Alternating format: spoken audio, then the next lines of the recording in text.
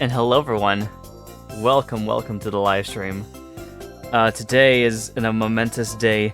Today was basically what this Wednesday was supposed to be, which was a celebration of the 51 Steam streams that I have ever done in my career as a streamer. So yeah, my original idea to do with this whole thing was I was gonna just recreate all the games that I've done in Game Dev Tycoon, talk about them as we go along, and you know, it's all gonna be a good fun time. But seems like it takes a little bit longer to do to make games in Game Dev Tycoon than I thought it did. So I decided to not go with that idea in the end, and just kind of I still kind of celebrated some of the past games, but not all of them like I'm gonna be doing today. The group drawing stream, though. Oh, we'll do the group drawing stream later. I needed to do this Friday because it was right after our 51st Steam stream, of course. So I had to get this done in a timely manner. But yeah, so yeah, instead of doing the Game Dev Tycoon thing, I'm just gonna make a simple tier list, and I'm gonna use all the thumbs that I've made from my Steam streams up until now, and we're gonna rank them all based on how well I thought the game was that I played on it. For the most part, maybe a little bit. We'll talk a little bit like how the stream actually went during that too, but for the most part, it's gonna be based on like the actual game that I played that day. So yeah, let's get into it then. Yeah, sure. Alright, so over to our browser stuff, boink. So as you can see here, I have my Photoshop already brought up here to, you'll notice I have one tier, and don't worry, I do have the other ones as well. I have them all kind of just on their own little layers. So C, D, D, D, and F, S to D, and then F. Which, of course, you guys know how the rankings work, S being the toppest tier and F being complete trash.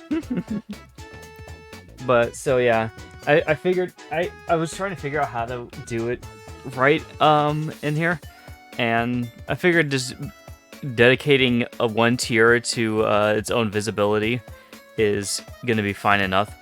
So I'll just kind of move them into their folders as I see fit.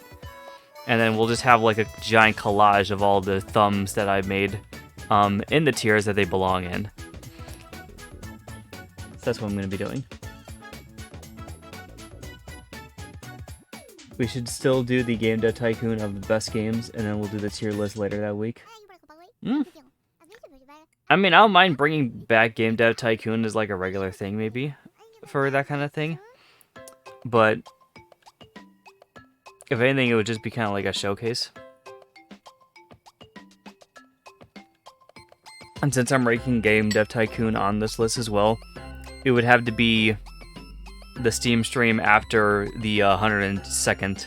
So, but we could probably do that, because I don't mind making Game Dev Tycoon a reoccurring thing, anyways, just so we can do a couple more games on the stream, and yeah, take some of our best ones that we think that we did over the last week.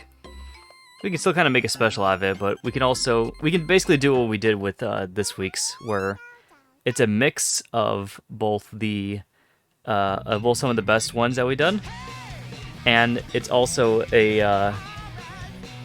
like some of the new games and some ideas that we have for to make just in Game Dev Tycoon by itself. So yeah. We're rolling around at the speed of sound, alright. Oh, gotta follow my rainbow. Alright, so let's start off with the, I'm gonna be going in chronological order, by the way. Which also I should have brought in the, I always forget the playlist for this for some reason. Alright, here we go. Take my lead and I'll set you free. Follow me, set me free. Trust me and we will escape from the city. Follow me, set me free. Trust me and we will escape from the city. Alright, so yeah, we're going to go in chronological order from bottom to top, starting from the very first stream I've done to the very last. Don't forget to shuffle your playlist. Yeah, I did. Don't worry, I definitely did. This wouldn't have been the next song in the thing. Alright, so going on to our first thing here. I'm going to just be placing all of the thumbs that I have in here. First one we got going on is good old Dead Cells. As soon as it comes up. I know, I was just testing you. I see. And... oh, it's coming. It's coming.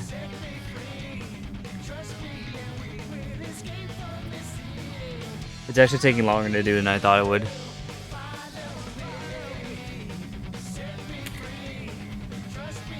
Where'd it go? Oh, it's in... no. Where is it?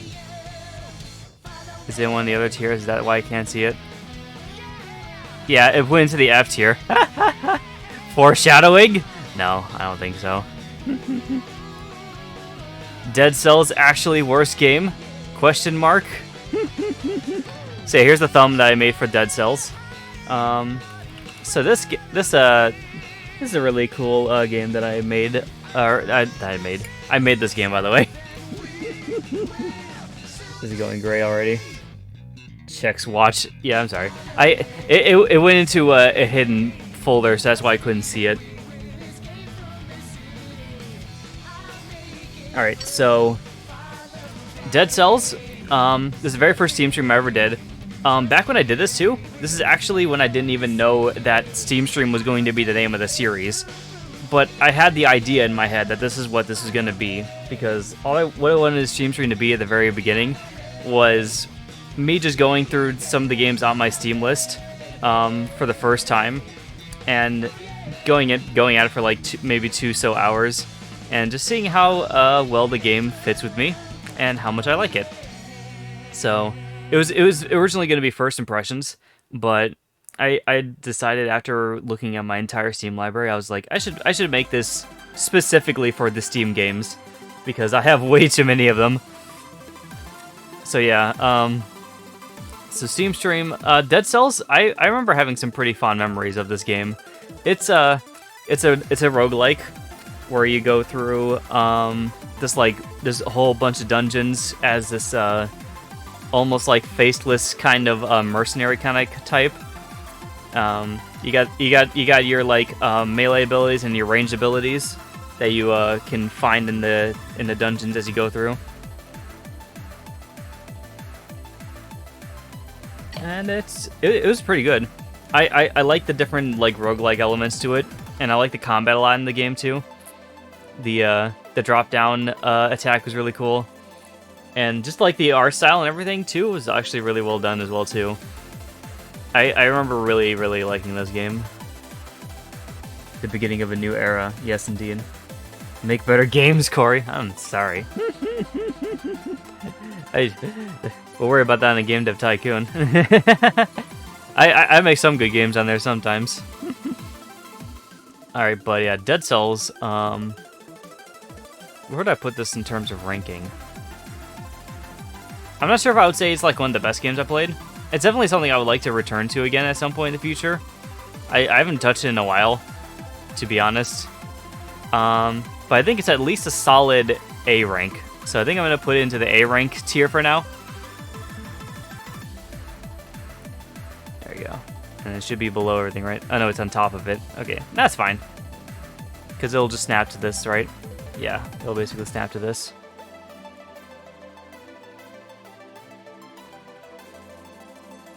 I don't know how big or not to make some of these, so I'm just gonna kind of leave them like this, and we'll see how well that goes. So yeah, that's kind of what I might feel about Dead Cells. It's a pretty good game. I would definitely recommend it for people who like roguelikes and action games. It was pretty good when I first went through it. All right. Next game we got going on is One Step from Eden. Which I remember, actually, I think this is when I started making it the Steam streams. I think this is when I started calling it Steam streams, at least. I could do anything. Turn around. Let me get the thumb for real quickly. There you are. Nope. There you are. So yeah, One Step from Eden. This is the game that I did a while ago too. So this game, another roguelike, but this one's a card-based roguelike. Meaning that, you get different cards throughout the game to use as your spells, and then you move along a grid that you can shoot. You can have your character shoot from it. You can have them move around the grid at will. It's kind of like it's a real-time action card game, but with roguelike elements, which is kind of really cool. I did enjoy this a lot as well. It's something I always knew I was gonna like and I just loved it more after I tried it out for the first time.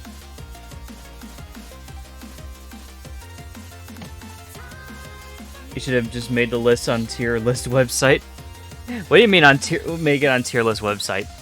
Like what how was I going to do that? Also, I like this style better because I get to show off the thumbs and everything for all the games too.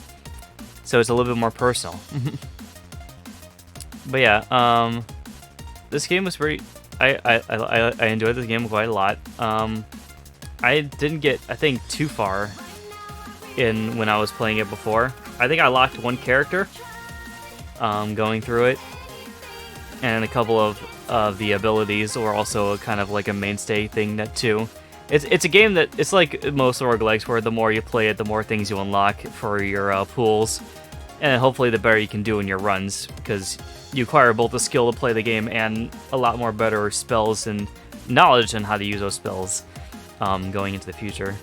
I remember going, when I first went through this too, I didn't know that you could shoot until like halfway through the stream. And I was just like, wait, I have a gun? That was so funny to me. I have very fond memories of playing this too on stream too. It was a very nice game. That being said, I mean, I would willingly play this game again, but I'm not sure if I would make it S tier again. Like, I think most of the games I feel like I'm gonna put into A tier for the moment until I can decide what S tier kind of feels like for me. Because these are really good games. And I don't really have any complaints about most of the things that the games gave to me. Because S tier, S tier marks that it's supposed to be like a perfect game.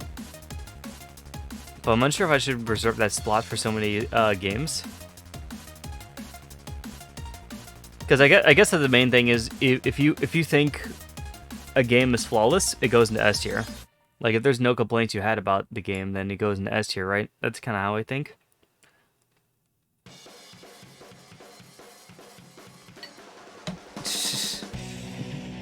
So many innocent NPCs died because of Corey in that game. Yeah, I was very terrible at saving people in One Step from Eden as well. Sadly. Also, we already discussed the drawing stream, Cyber. We'll do it next week. But yeah.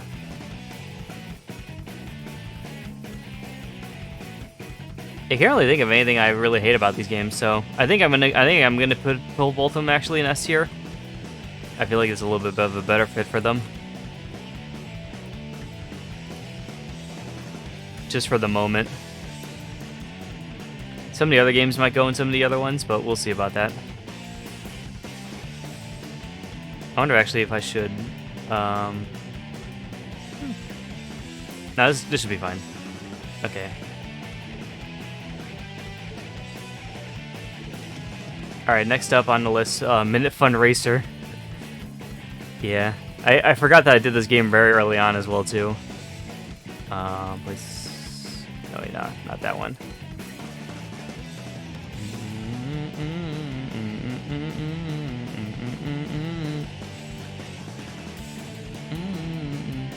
So yeah, Minute Fun Racer. This game was very, very interesting. This is like one of the very different games, because like I did 2 roguelikes at the very beginning of my Steam streams, because I really like roguelikes and I really like action games. But I decided with Minute Fun Racer, I was like, oh, this is just a short little game. It's a charity thing too. Let's try it out for the stream. It was a very much of a different game than I usually play on the streams, and that started kind of like being my mentality of just like, oh, I should play games that aren't just roguelikes. I should play games that are like a little bit different, so I can see how they feel for me. And that's kind of where this kind of all started from, was from Minute Fun Racer, honestly. Suffer like the NPCs. The game's only good for achievement grinding D tier. Wow, okay, Pansy. I see how you are. I mean, this game was very short and very sweet. You can pay as much as you want to charity, which is like the main thing about it. Though I think it was like the minimum you had to pay is like $3 or something like that. So it's not that long of a game, and it's still quite an enjoyable experience. You can beat it within like 2 hours. I mean, I beat it within an hour. That's what it was. And then I started going for all the rest of the achievements. I almost completed it on stream too. I almost completed it within the 2 hours I was got, but it didn't. It wasn't meant to be, I guess. So, some of those challenges are a little bit hard, but it is definitely good for achievement grinding though, for sure. Because you can get some of those things very early on. But yeah, it's kind of one of those games where like once you go through it, once you get all the achievements and everything for it, you basically don't touch it ever again. Which, you know, that's just kind of just how it is. It doesn't overstay its welcome, at least. It's not something that you really need to go back to and play every now and then either, because it's very much like a repetitive kind of thing. I don't care if it's for charity. I don't get that much enjoyment out of it. I ain't paying nor playing. Wow. Okay then. I mean, I like the game at least. I liked it for what it was, and it was literally kind of just like a little mini game. It kind of felt like an arcade game, if you can even, yeah, if you think of it that way. It was like a little arcade game, but you had like the progressive achievements that went on and things that you can buy over time as well to make your guy a little bit better. But yeah, I didn't like, you know, I didn't really hate it. I'd say it's like a B tier game for me though. In terms of everything, I think I'll probably put it into B tier. Alright, so let us shrink this guy down. So yeah, I'm gonna put him right here in B tier. I think it's fine up there. Because B tier is like, it's a good game, but you know, there's things about it that could probably be better. I might move it to C tier. I'm unsure. I'll have to see how I rank the rest of my games in here as well. It doesn't look bad, but it's only worth getting if it's free. Wait a minute, it's only worth getting if it's free. The whole point of it is that you donate money to charity, Pansy. The game itself is basically a free thing. It's just to garner more attention towards charity.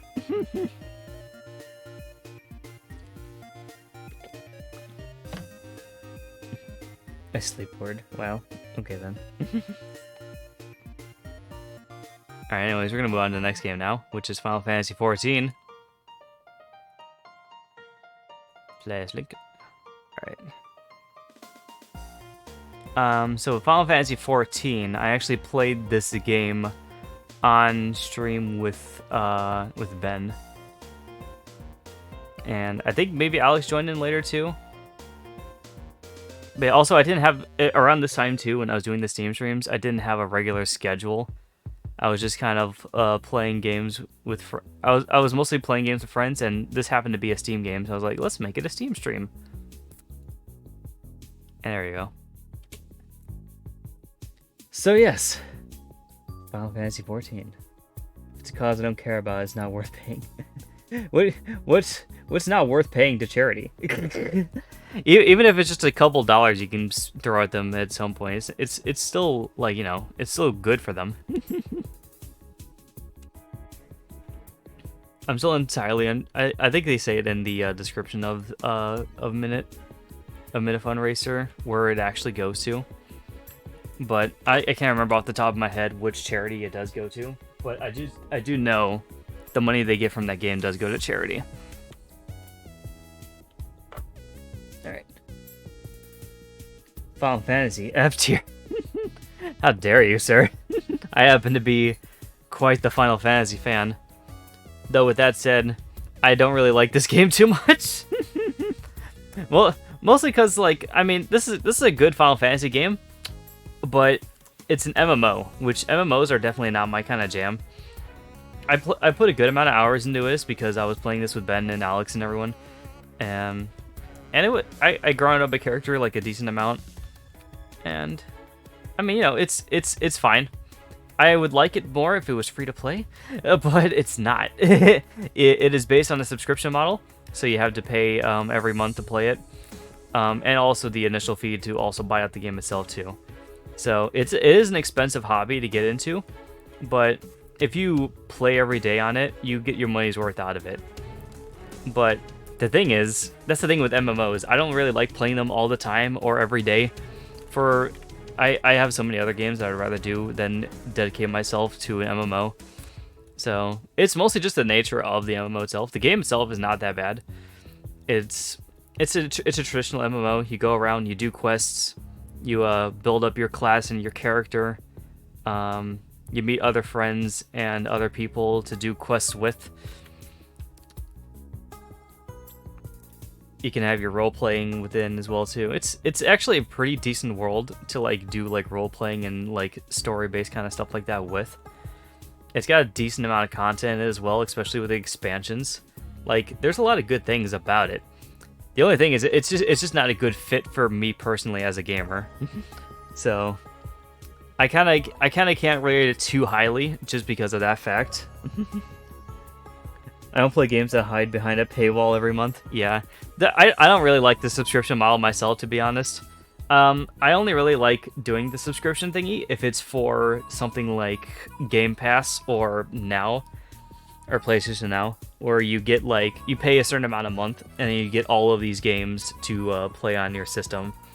Like that's fine, that's cool. I like that. But when you have to pay a certain amount every month for just one game, it seems a little bit. I mean, I get you need money to keep getting the servers running and everything, but yeah. And I do know, I think too, like there is a thing with this thing where it can be free to play, but you only go up to a certain level, and within a certain quest line of your character, and then once you decide to actually go, pay for the monthly thing, it doesn't actually, you can't go back to the free-to-play model because then you're kind of locked into that paid membership now. So yeah, overall didn't have a bad experience with this game. It's just everything else that surrounds the game is not for me. Oh yeah, I forgot to put Minute Fun Racer in B series, by the way, as well. There you go, just gonna drop that in there. Alright, so I'm gonna probably rank Final Fantasy XIV as C tier. I think C tier is a good bet for it. Just because again, this is a game that definitely rewards you if you keep playing it all the time, but you need to keep playing this game all the time, and I can't do that. I just can't do that. Game passes are pog, just not for one game. Yeah.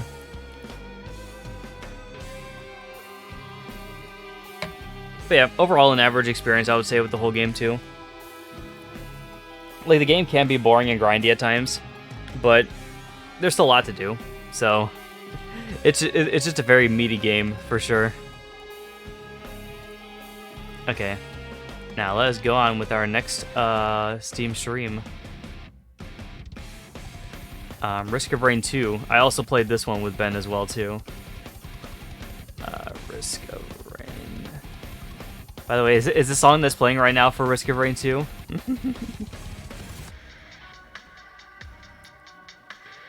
because I know I put some of those musics in my thing too.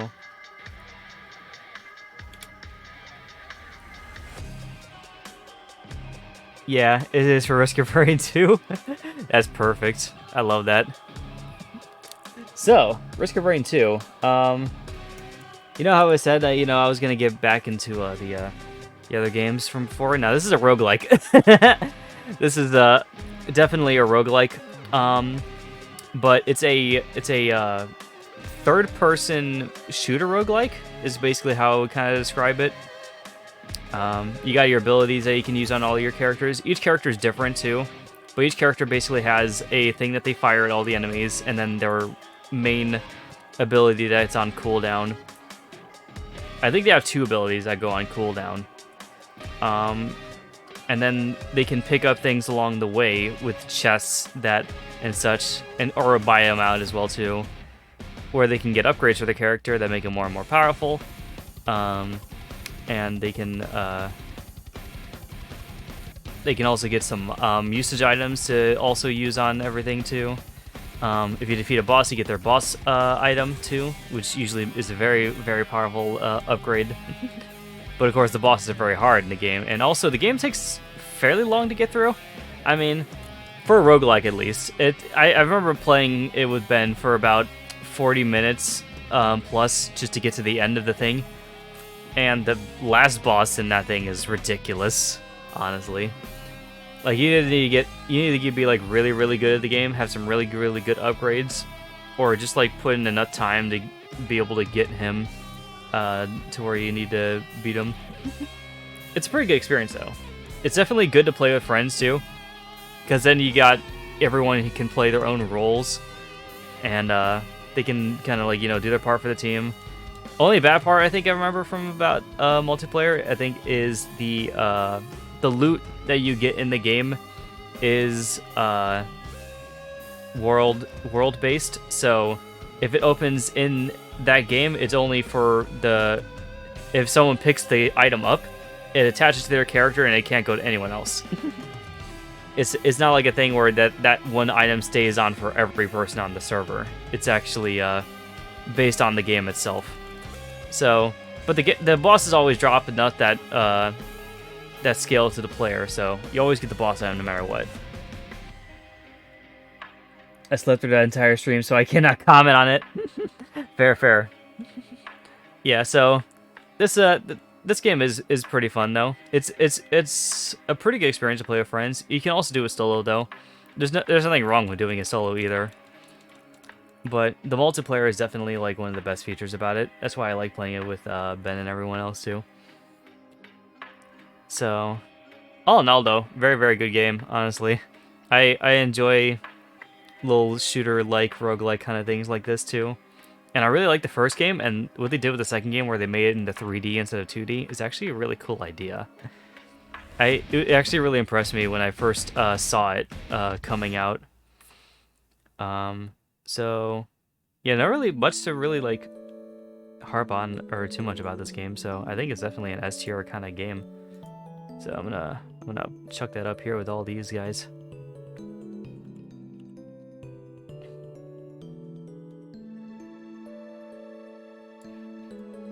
You'll see me kind of favoritism most of the roguelikes in it, as you can see.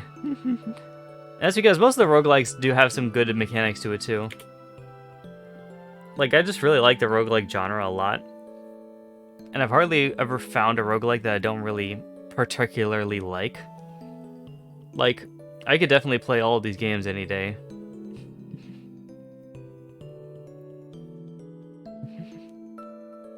Alright, now we're going to go on to the next game, which is another...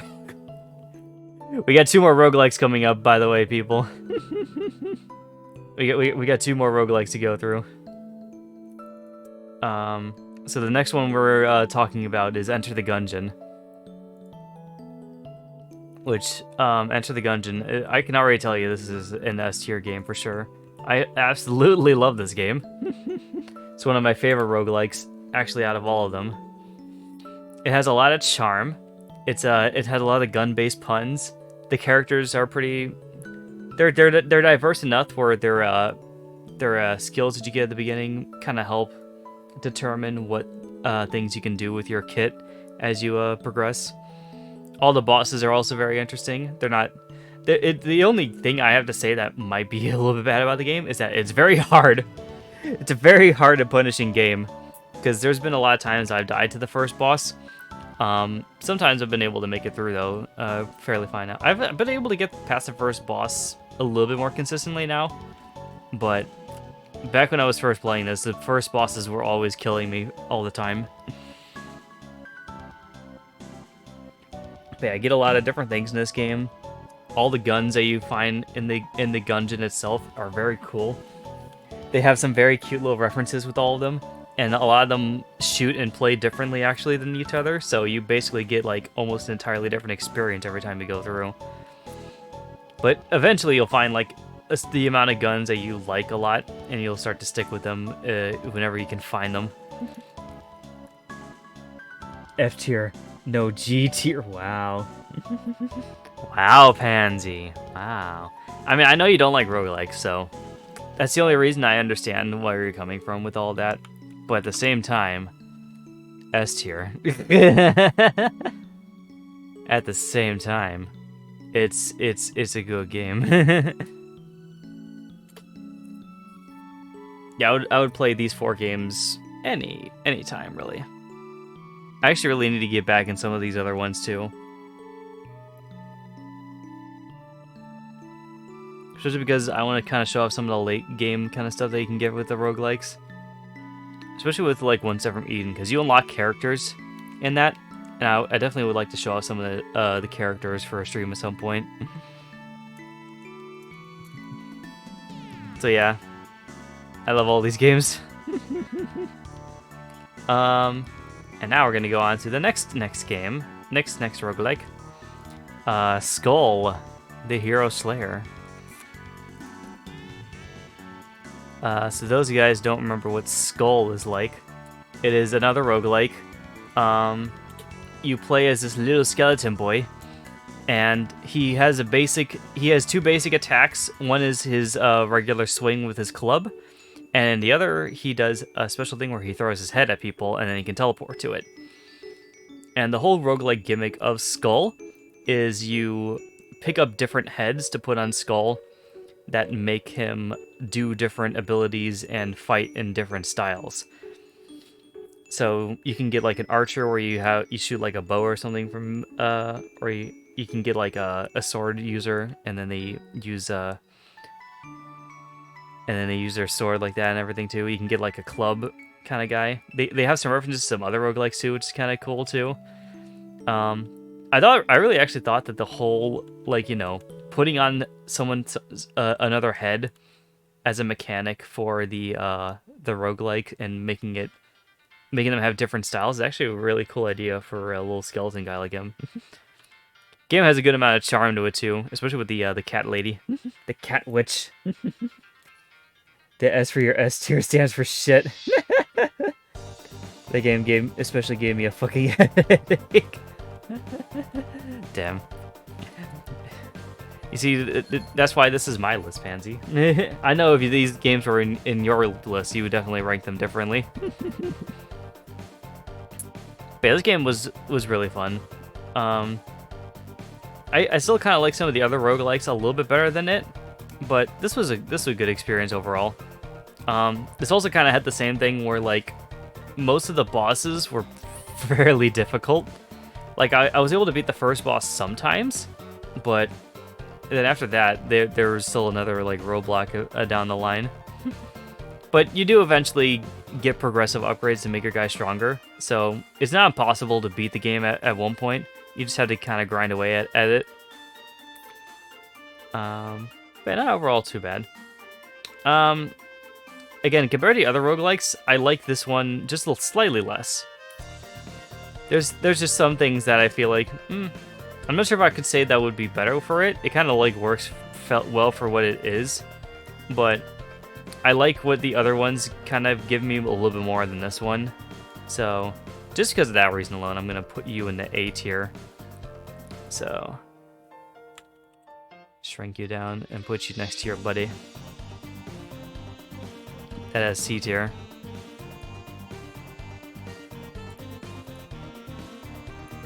Where did my A tier go? Hold on a second. Oh, it's because C tier is blocking it, maybe? No. Hold on a second. You should be able to see this.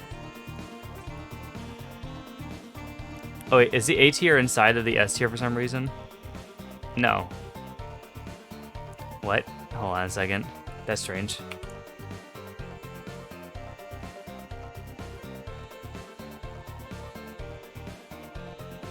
Is that showing up in there? I ate the A tier. Apparently so. Almost everything is F tier for me. You're a hard man to please, Pansy. Yeah, apparently the A tier is not a, it's not coming up for some reason. I'm clicking the visibility on them on and off and everything, and it's not coming up.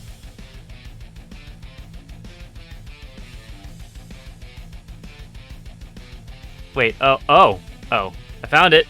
Okay, so that's what happened with it. I accidentally ended up making it, selecting all of the A tier. Whoops. There we go. Alright, this time let's only select this little thing here. I found it. I found out what went wrong with that. Wow, wow, now, now.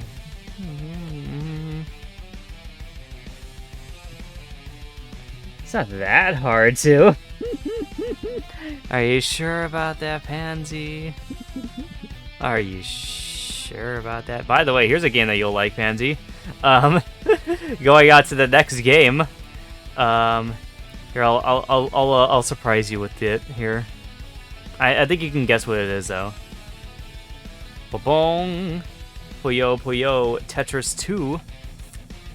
I actually played this on stream with you as well too. So yeah, there's here's this game. So Puyo Puyo Tetris 2. What can I say about this game? It's a puzzle game. Finally, some good fucking games. I do have to agree though. I do enjoy me Puyo Puyo Tetris for sure. I played the first one on the Switch a while ago. And I remember I think I also wanted to end up beating it before I started playing Puyo Puyo Tetris 2 because I realized that some of the things in Puyo Puyo Tetris 2, some of the characters I didn't really necessarily know. Or I think I started beating it after it too because I started to realize some of those characters were some people I haven't really met yet. So I wanted to go back and see what those were all like. But yeah, the story is not really that complicated. It's what you kind of would expect from a Puyo Puyo title. The characters are basically the most charming part. The story is kind of like, you know, it's kind of a middle borderline kind of thing. But the main meat of the game, it comes from the gameplay itself, which this game definitely delivers on the puzzle action.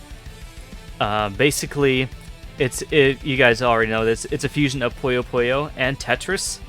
So sometimes they have you playing Puyo Puyo against someone, or Tetris against someone. Sometimes the other person's playing the different game, and sometimes you mix and match the games together into like one hybrid. Yeah, it's a pretty good experience though. Also, I think they do have like a thing where you can skip some of those battles if they become too hard for you and you just want to progress through the story, which I'm glad that they have something like that for it because I know some people just kind of like want to see the story and they don't want to deal with the hard ass AI most of the time. You could play the second one without even playing the first one. Yeah, it doesn't have a consistent storyline for sure. Like you get to know the characters a little bit more if you play the first one, but you don't necessarily kind of need to, because even the first one kind of just drops people in at random. So yeah, still a very enjoyable game though. Very good to play with friends too, especially ones who can kick your ass in Puyo Puyo Tetris. Also apparently with friends that can one-shot you with a certain setup that they cooked up. Looking at you, Pansy. That was still the most ridiculous thing that I've ever seen. Also, this game has Sonic in it, so I mean, you can't go wrong with that. See, overall, I think I'm gonna put this game into, probably A tier for me. I think it's a good A tier game. I'm not sure if I would want to rank it as S tier, mostly because I kind of feel like I need to be in a certain mood to play Puyo Puyo Tetris, but it's still a very enjoyable game when I do play it.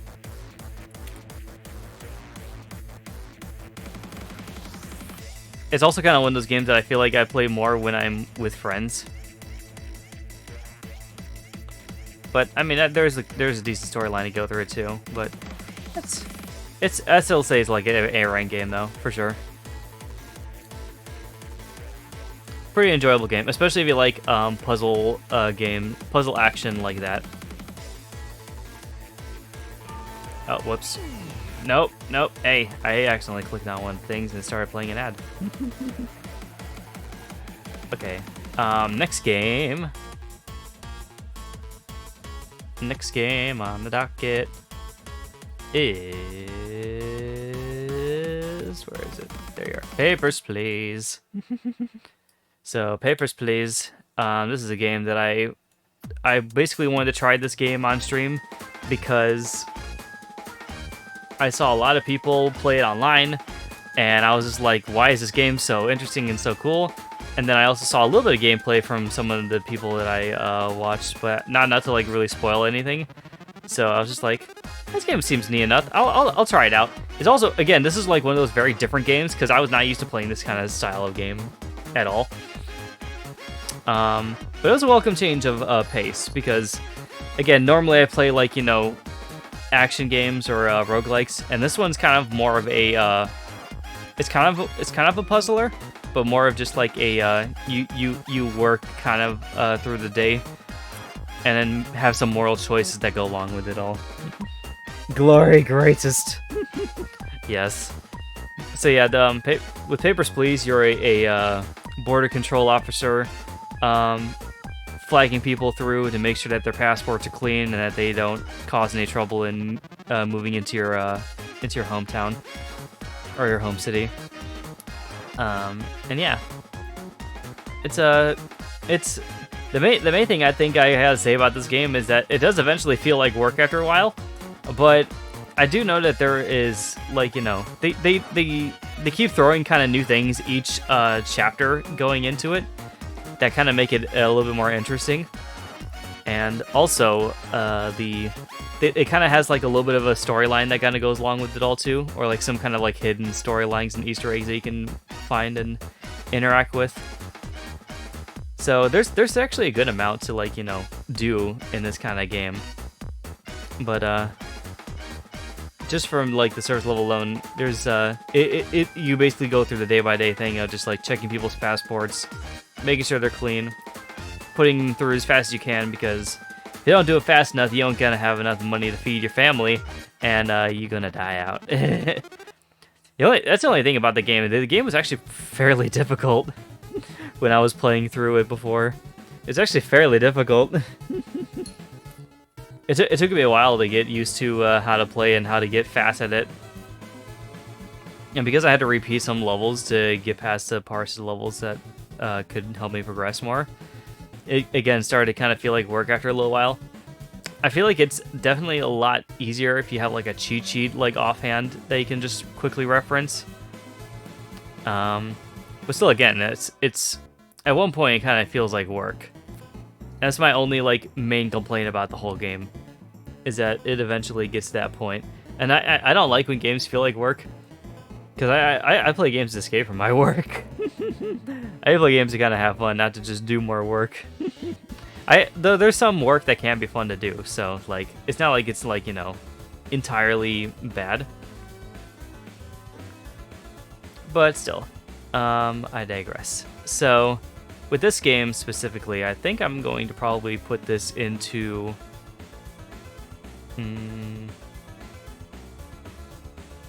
probably C tier is how I kind of imagine it. Along with Final Fantasy. Yeah, I'll clean up these things a little bit later. I'm just kind of leaving them this size just in case some of the others might fit in there or not. But yeah, a pretty average game overall, I would say. I wasn't too blown away by all of it, but there are some like cool things about it, at least. So I at least have to give it that. It's just kind of like not a game that I would really play too often, but I was so glad to play it on stream because again, it was a very different experience. So, and I like trying out new things, especially in the gaming sphere.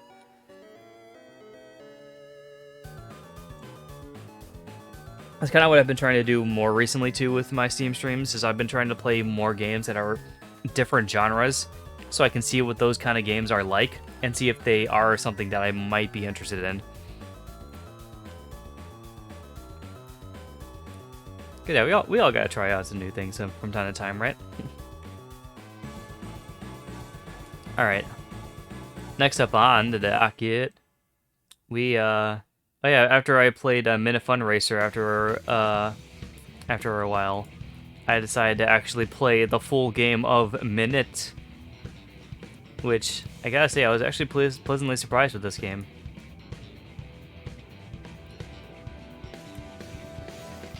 So yeah, Minute. The game is basically it's a very interesting kind of like built game, because the whole concept of the game is that you only have a minute to go as far as you can with the character, and after the minute passes, your character dies, and you have to reset from your last save point or checkpoint. So there's a lot of times when you're basically, it kind of almost promotes speedrunning in a way. It's like a good tool to like get into speedrunning, honestly, because the whole game is like, you know, you only got a minute to get from one place to the next, or do this specific task. So, and you got like an unlimited amount of number of tries to do on the game. So as long as you can get to the next checkpoint or like find things and do the things that you need to do within that minute, you can keep progressing until you finally get to the end, which I did do on stream. I did actually get to the end of this game, so it's a very short game. You can do it within like 2 to 3 hours. F tier. I don't know about that, Pansy. Yeah, so you play this little guy. He swings a little sword. Eventually you get other things that you can do with him too. Other little upgrades that you can go to, like, it's kind of half an exploration game, half a puzzler, because the puzzling part kind of comes from the fact of like you need to figure out where you need to exactly go and what places you need to be at, and then and what you need to do to kind of progress the whole story and everything. It's a pretty interesting experience overall. A lot of the characters had their charm to it too.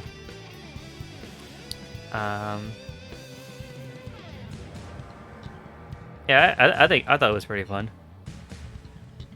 I do like the cover art. It reminds me of Adventure Time. Yeah, it does have an Adventure Time aesthetic, especially. Yeah, it definitely looks like something that Pendleton Ward would draw. And also, yeah, all the characters in the game kind of basically look like that, just in more of a pixely fashion. But yeah, this is a very decent game.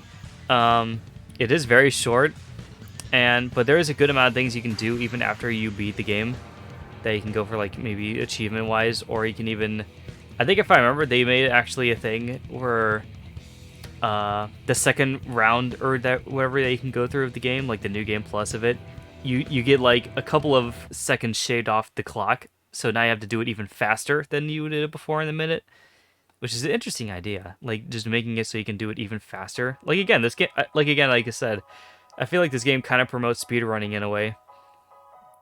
And I wouldn't be surprised if there was someone who's very good at speedrunning this game. But yeah, very cute, very charming, short and sweet experience. I would say it's definitely at least worth trying too, if you like puzzle/adventure types of games like these.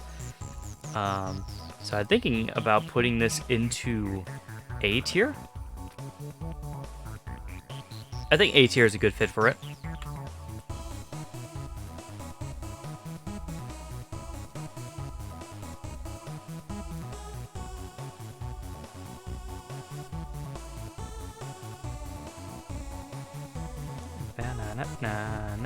Oh, the other things are like that because of the background there. Remove C tier there. There you go.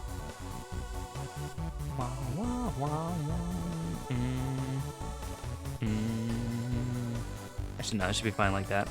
I'm pretty sure I'll be putting other games in this tier anyways.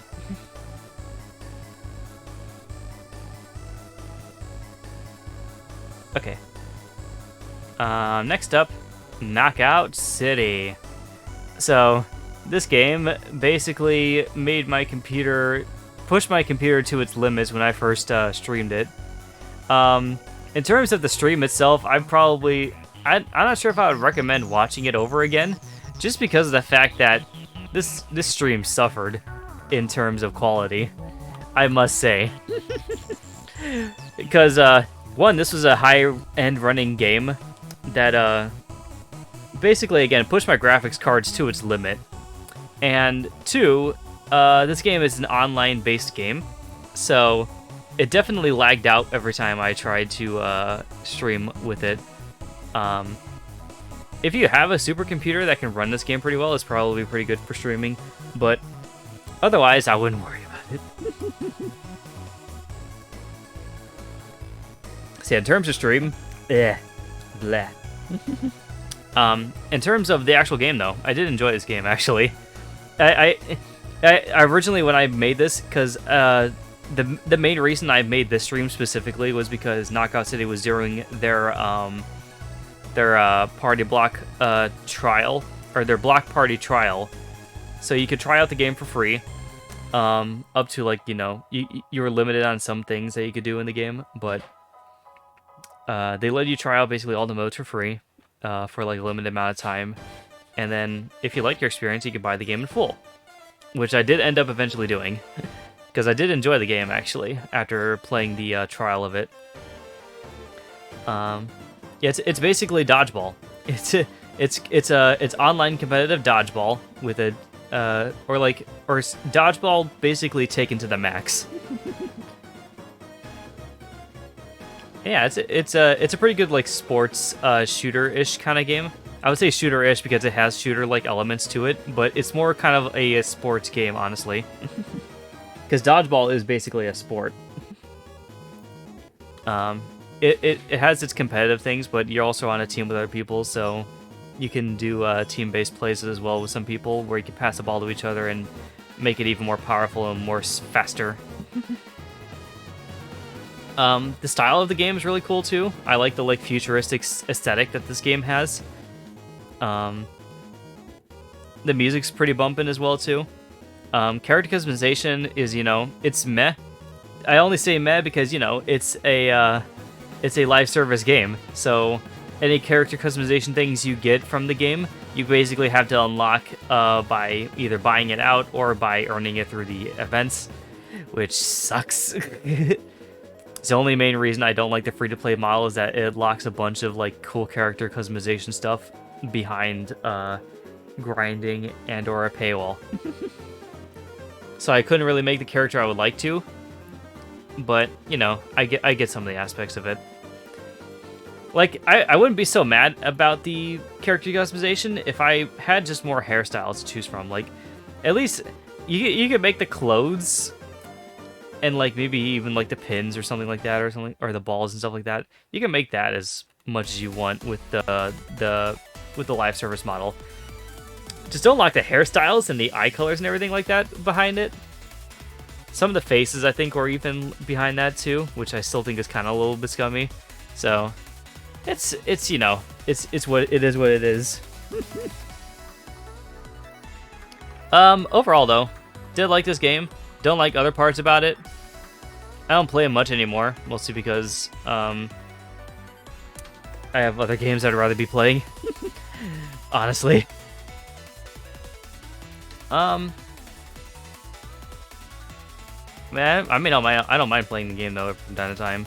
I think overall I'll probably rank it a B, just because it's a game that does some pretty cool stuff, but also does some pretty meh stuff as well. So, just gonna give it its due respect here. Oh, whoops. That's right. I selected the whole B tier again. God damn it.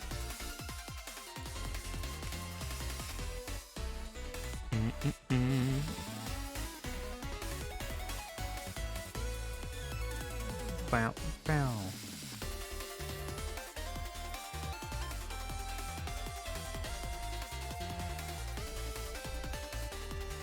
Corey needs a better hard drive. No. The hard drive was not the issue with that game. Like I said, it was the graphics card. Because the game even gave me a prompt when it first came up, saying like, "Hey, your graphics card might not be able to handle this game at its full capacity." I'm just like, okay. It did run. It did run pretty well, but it did lag sometimes.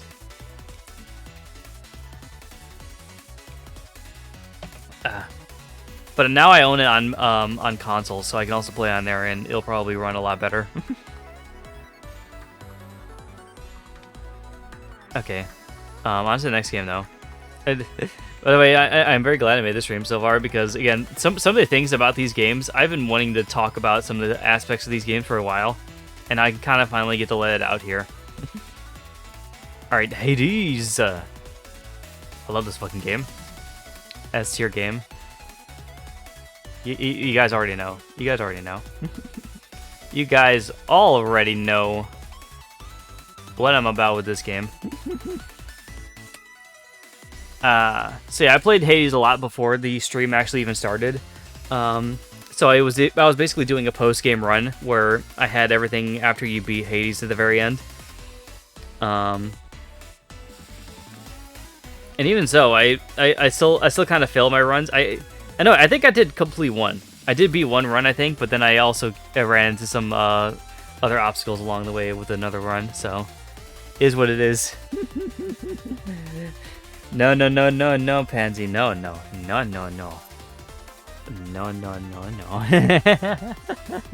Best game. 10 out of 10. Actually, it's a really good roguelike. I think you even heard from you would hear from most people who don't even play roguelikes. They like this roguelike. It's a very clean action game. It has a very cool art style, very good characters. The boss battles are pretty cool as well too. Only thing I would say that kind of detriments this game a little bit is basically the fact that it's a little bit hard to get into, just because when you first start the game, you're this weak little boy Zagreus. You can barely do most damage to enemies. The enemies do a lot of damage to you. It takes a little while before you get past your first boss. But once you start getting your permanent upgrades from your mirror, and you start learning how to play the game more and getting more weapons and such, upgrading them and everything, you start to get through the game a little bit better than you initially did. I remember actually, I forget when exactly it was. I actually beat my first time around through. I think it was my 20th run. So it takes a little bit of time, but I think it's definitely worth it. They have little story tidbits that go along the whole way, so you have a bit of a plot-driven aspect to the whole game as well too. Like I said, a lot. The characters are very well written as well too in this game too. They have some pretty nice dialogue. You can give them gifts to increase your relationship affinity with them, and then they give you more stuff to use on your runs. It's a game that you could be playing for hours, to be honest. Most runs in this game last about 40 minutes too, if you get all the way to the top and try to fight Hades. We're only an hour in and you're under a quarter of the way through the list. Yeah, because I talk about these games a lot. I am aware. I am very, very much aware. But you guys already know where this game goes. I would definitely recommend this, though, for anyone who likes roguelikes or likes action games. And also, even just likes Greek mythology and maybe even the story behind some of these characters. We'll fix that up a little bit later.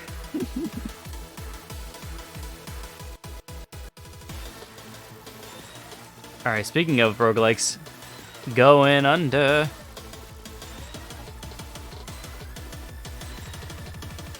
But it's okay. We got all night. We don't got to worry about time here.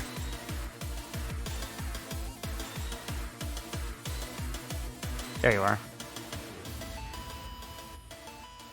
So Going Under, another roguelike. Though it's kind of almost in the same vein as Hades too, except instead of being based on Greek mythology, this one's based on basically being in a corporate ladder. So yeah, you're an intern working for this company, and then you're going through the basements of other past monstrous companies, trying to get like the stuff that they that makes them run, and make your company work even better.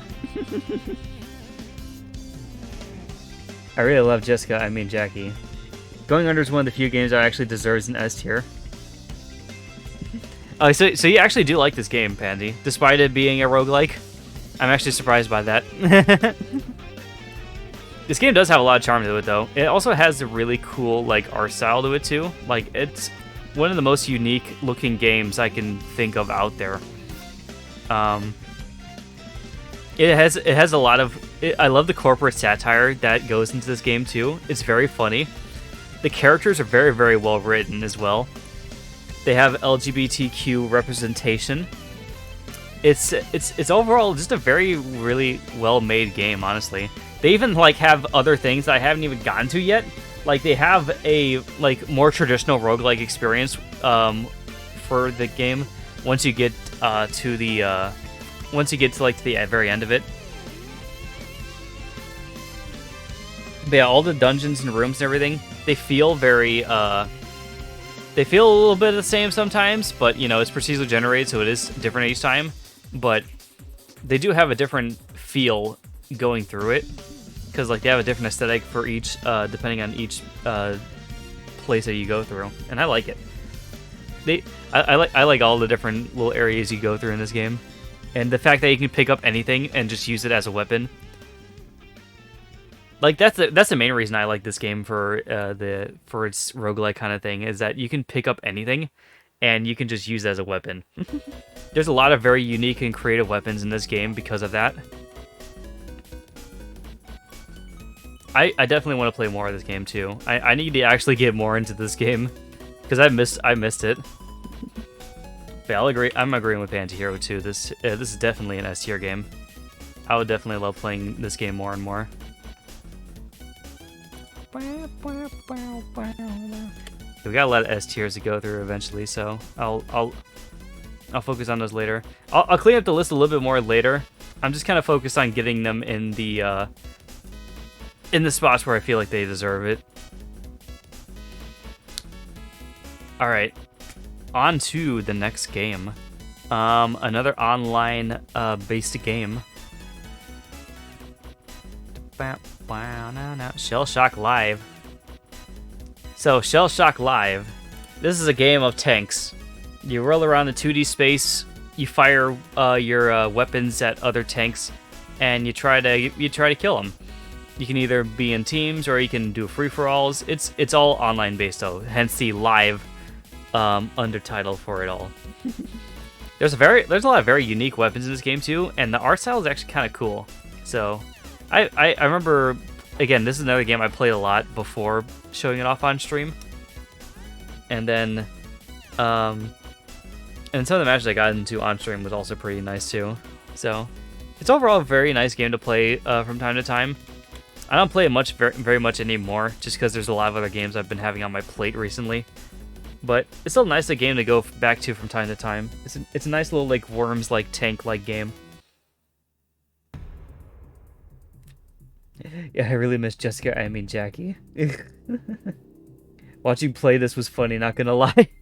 Yeah, I got fucking dunked on by some like toxic ass people too. It's a very much like you can like especially in terms of the stream. I actually do recommend watching that stream back again too. It was a fun experience all around. There's some very funny stuff that happened throughout that game.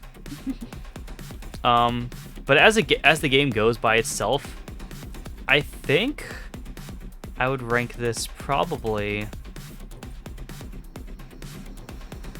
probably A tier, because it's a game that I feel like I would play from time to time, but I wouldn't really play it as often as my S tiers. So we'll check them in with the rest of the A tiers here.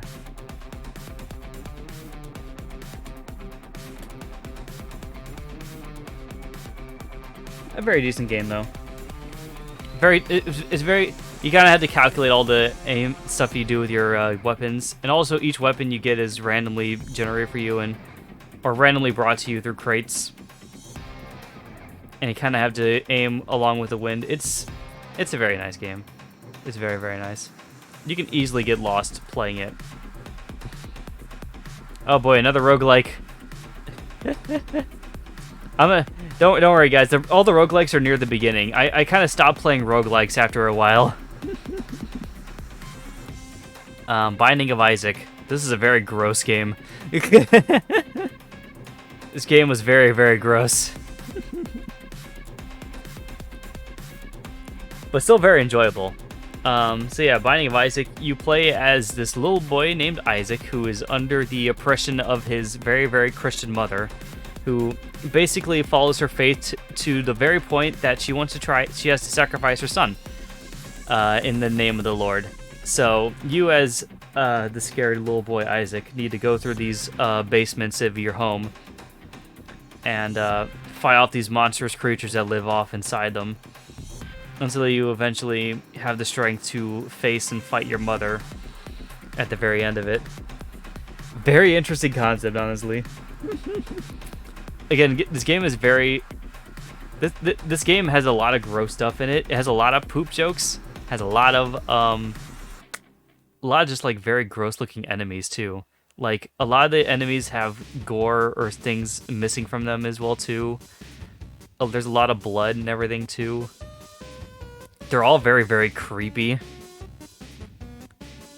It's basically like a half horror game, honestly. But it's still very enjoyable. It's a twin stick shooter that's also a roguelike. I was able to beat it on stream, but I didn't beat it as Isaac. I actually beat it as one of the other guys. I forget what his name is now. It was the one with like the blonde hair though, I think. I was able to beat it as them because I had the extra life that went with it, so that helped a lot. And I also happened to get a pretty good kit there at that run too, so that was good for me. I was happy to at least beat it on stream, so that was an accomplishment for me. Again, in terms of other roguelikes, I don't really like playing this one as much as the other ones. It's still nice to play from time to time, but it's not really my thing. Like, there's other roguelikes stuff that I have in here that I definitely like a lot more. So I'll probably chuck this into B tier.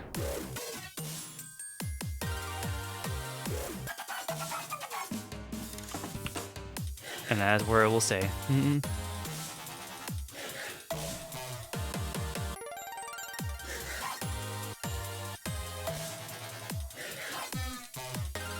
To be honest, I would like this game if the game came out when I was a teenager. Yeah, this does definitely have those teenager-esque kind of vibes, like those edgy teenager vibes for sure.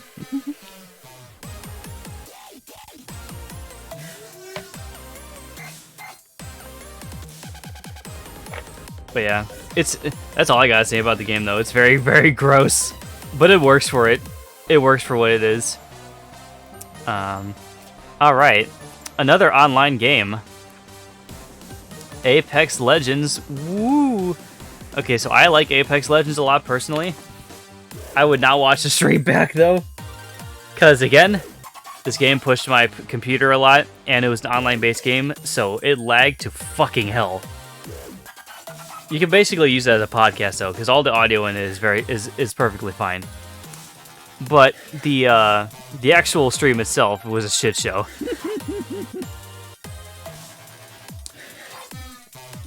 And yeah, but this game is still very fun though. I do enjoy playing Apex from time to time. It's a free-to-play game. It's live service, so it kind of holds it back a little bit, but I still like playing this like, at least in terms of battle royales, this is one of my favorite ones, I would say. I like the team-based aspect of it, and that was why I was playing it with Alex before too. The stream was funny. I felt bad, but I left in the middle of it.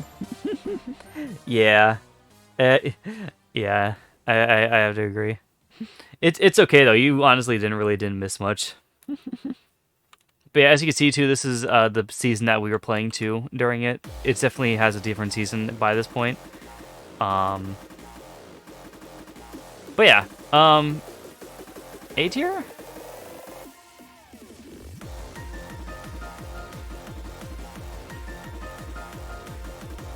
Yeah, I'd say maybe A tier.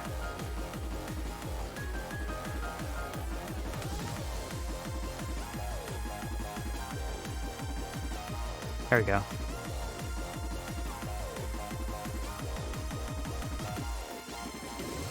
So yeah, I would say this is basically an A tier game. Because, again, I really like the shooting aspect and the powers and everything that the characters have. In terms of other, like, at least in comparison to other battle royales that I played. And I also like the team-based aspect. They also added more modes since we played it too. They have an arena mode, which is actually just more of like a traditional, like, you know, team deathmatch kind of type, which is very nice. The only thing I feel like that would maybe benefit this game now is maybe the adding a single player mode, because there's some times that I can't play with friends, and I don't like to play with randos online. So, you know, there's always that. But yeah, I'm gonna put in an A for Apex.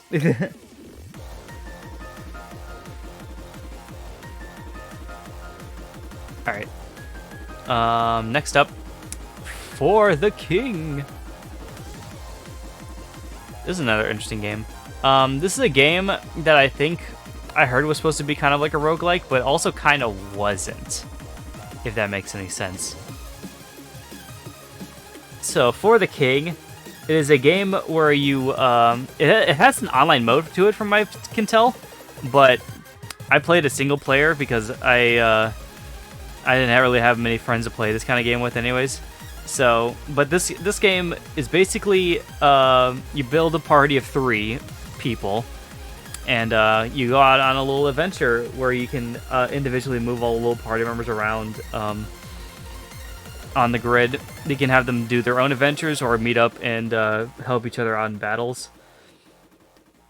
You move along a hexagonal grid and try to either explore dungeons, fight monsters, do quests for towns, and yeah, it's kind of a roguelike because I think there's eventually an end to the run that I would do for that one, but I never really got to the end of it. But it's not a bad experience though. I actually did enjoy it.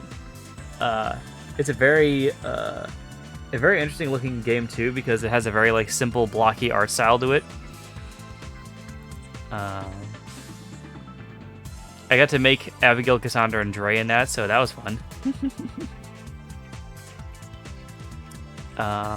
You get to, yeah, you got like different classes you can be in it too. So the whole idea of like how the characters kind of like came together and how you can kind of control them separately, but also make them meet up for things. It kind of added like a bit of strategy to the whole thing that I wasn't expecting. It's a pretty decently built game, honestly. I'm not sure how well I would play it now, but it definitely was pretty good for what it was. So I think overall I would put this into B tier.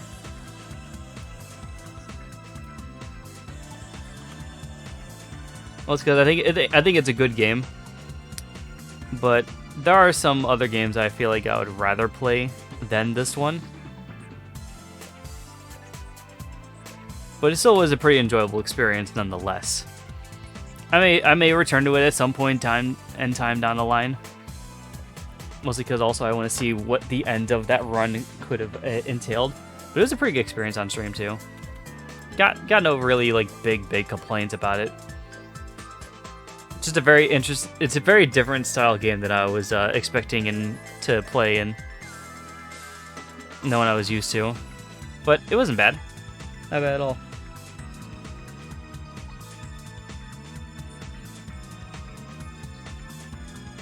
It was good, but not like, you know, overwhelmingly like amazing, you know.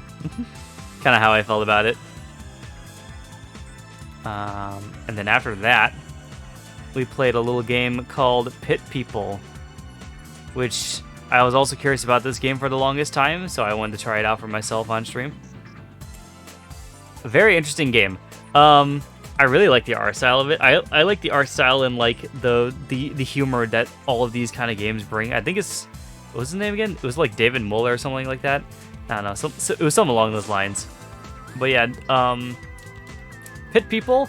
It's a strategy turn-based RPG where you go around a little hexagonal kind of like grid, controlling all your people, fighting off against a bunch of different waves of enemies,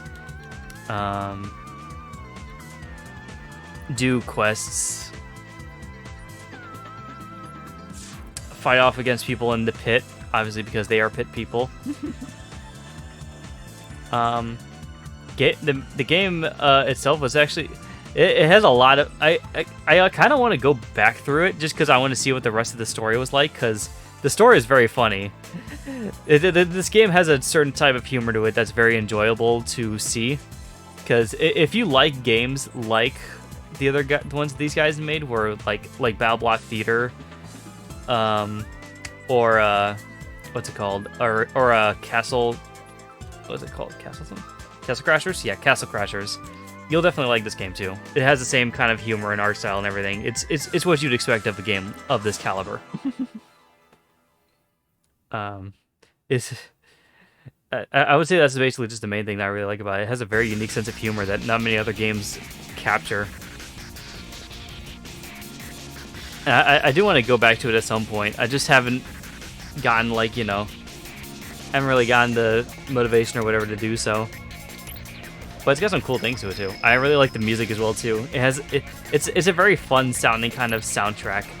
It's very just like jumpy and like just silly sounding kind of thing. It really works for its theming at least. I don't know how often I would really play it, but I think it's at least an A tier game.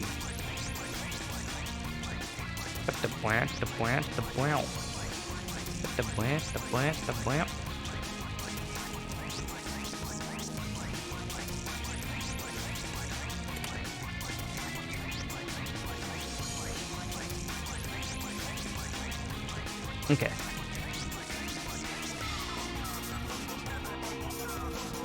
Next up, Knights of Pen and Paper.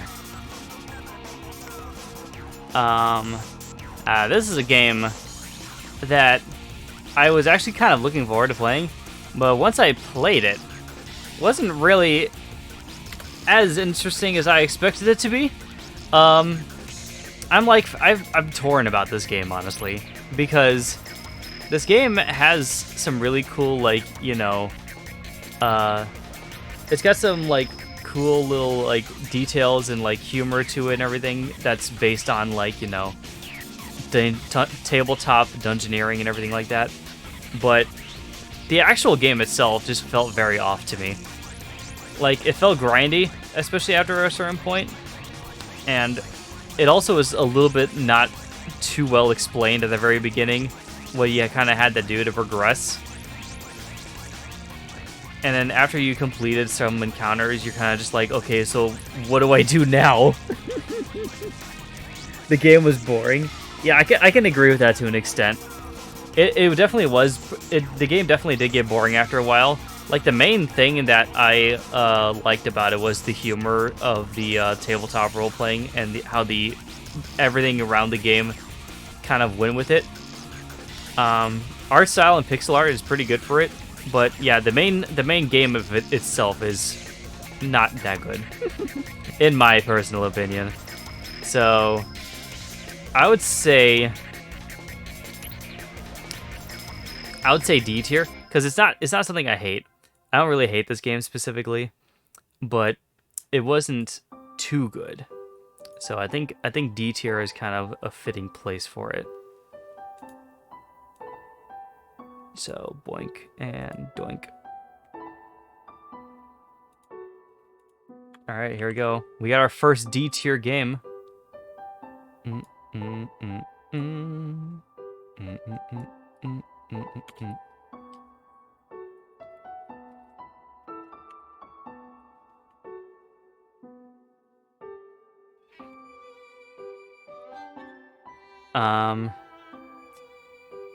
And I know I said I would go chronologically, but just because I see it on here, I kind of want to bring up the other one as well, too.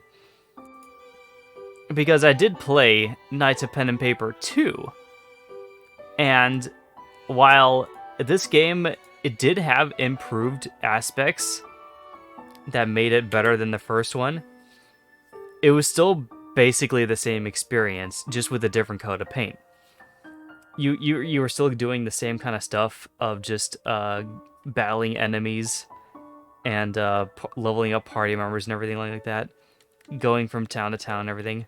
Like, it's the same basic experience, except I think they added like a few different classes. They had improved graphics.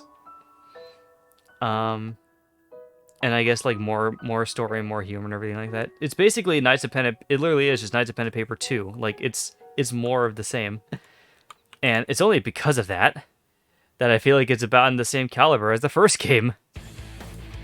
So it's also a D tier for me. Yeah, not particularly fond of both of those games.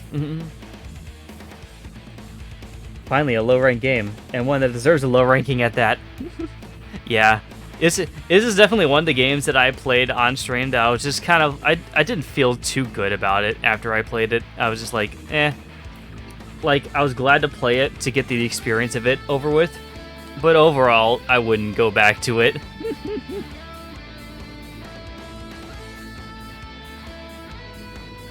Alright, now let's go back to another game that we played.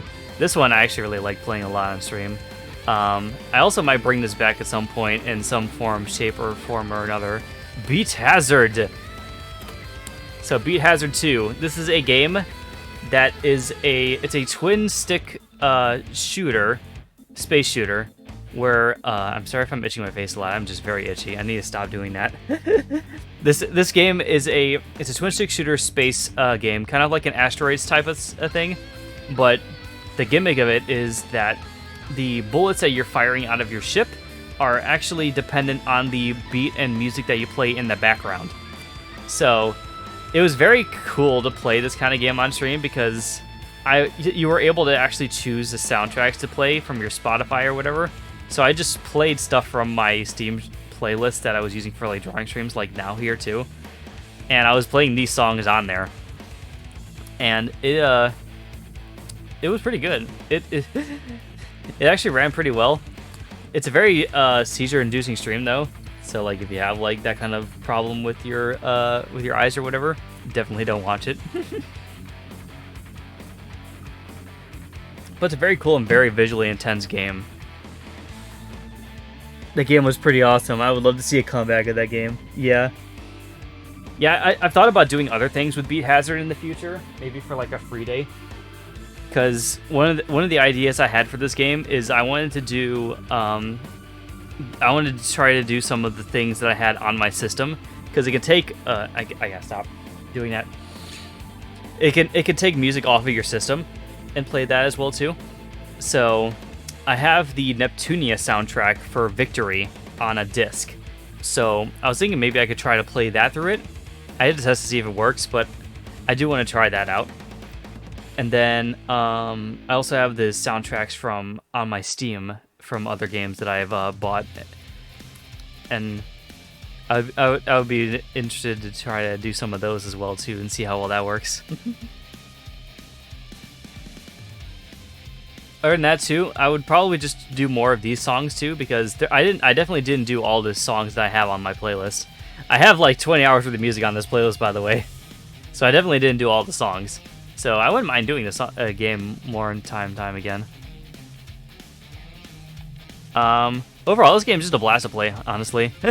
I love returning to it from now and time again, too. So, S-tier type of game, for sure.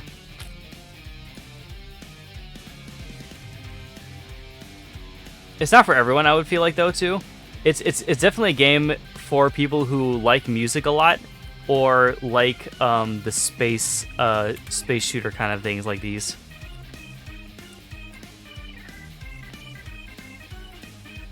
Okay, I think I know what to do with some of these now.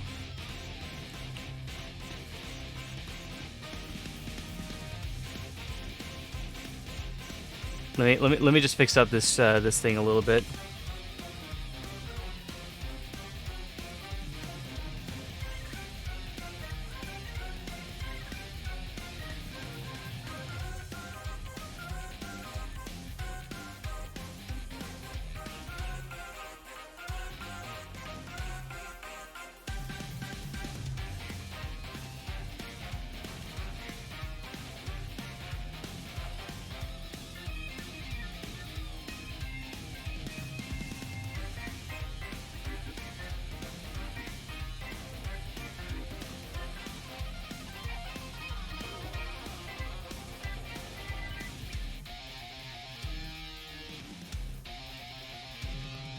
Just so I can fit more of these on screen. I'll probably do actually more of this like kind of thing later.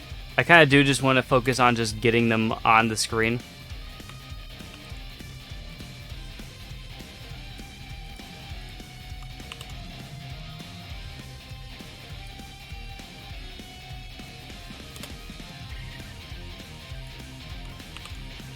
I'll resize and reorganize them all kind of later. But just so you guys kind of get the general idea of what this looks like. Finally another game that's S-tier worthy. Yes, indeed. Okay.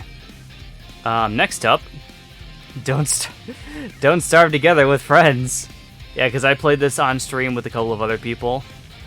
I have it on the thumb as well, too. Let's see. Here it is. See, I did it with yeah, Alex and Chris. That's what it was. We played a session of this together, and by the way, we never returned to that.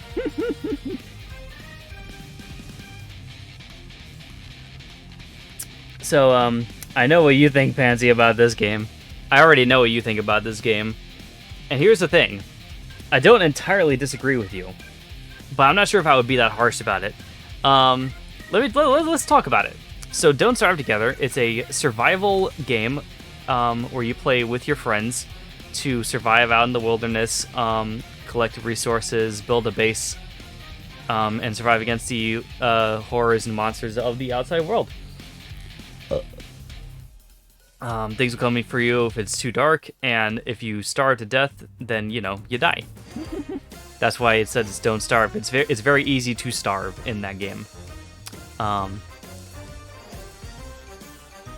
Game is very challenging and very hard. It's also a survival game, and I don't really like that very much. The fact that you can play with friends is nice, but it's still not a game that I would regularly play with friends. Like, if I chose a game to play with friends, I would definitely want to play something like Apex rather with them, or like Risk of Rain 2. I wouldn't make this my game of choice to play with friends. It's some people like the survival games like these. I'm not a survival game guy. I don't like them very well too much. But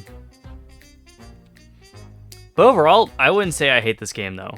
I like the art style. I like some of the little combat thingies that you can do with the characters. I like the characters by themselves too. The characters are very charming. And they have their little stories and stuff that go with them. But still, overall, not a very good game by itself. So I would at least probably put this into D tier, along with Knights of Pen and Paper.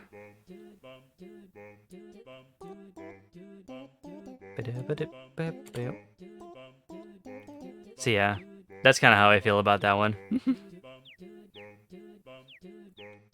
Don't be soft, put it in its proper place. Now, there's some good aspects about it. Like, I only give the F tier spot to a game that I really feel like I hate. Like, I buys this game and what it stands for, and there is nothing good about it. I know you're a little bit harsher than me about those kind of things, Pansy, but like, I do sometimes feel that way about some games.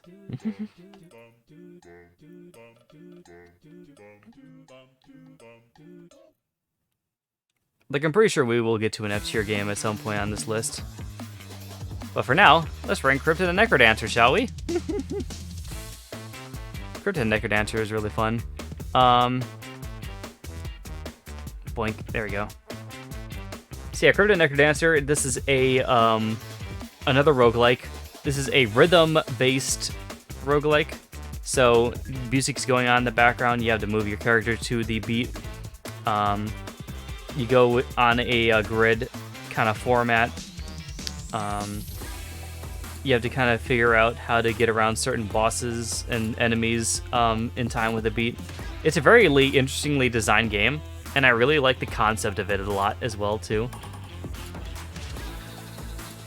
You can also put in custom music to it, too, which is really, really nice. And the only thing about the game is it's very challenging. It's very, very challenging, but it does have a lot of other modes you can play in it too. You have other characters you can play that can do different play styles. Like some throw bombs, some don't even fight at all. Some get a certain boost or stat thing at the beginning. It's very cool. I like it a lot.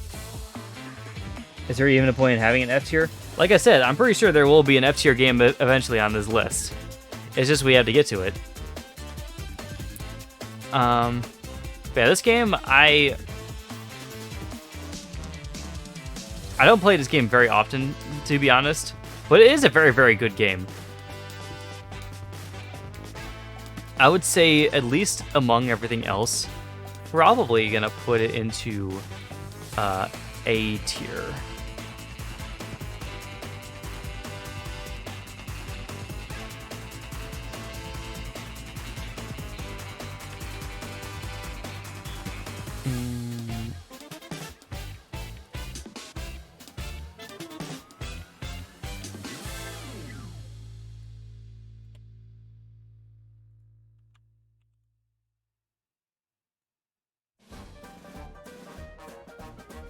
Let me just quickly fit everything else on this list here a bit better.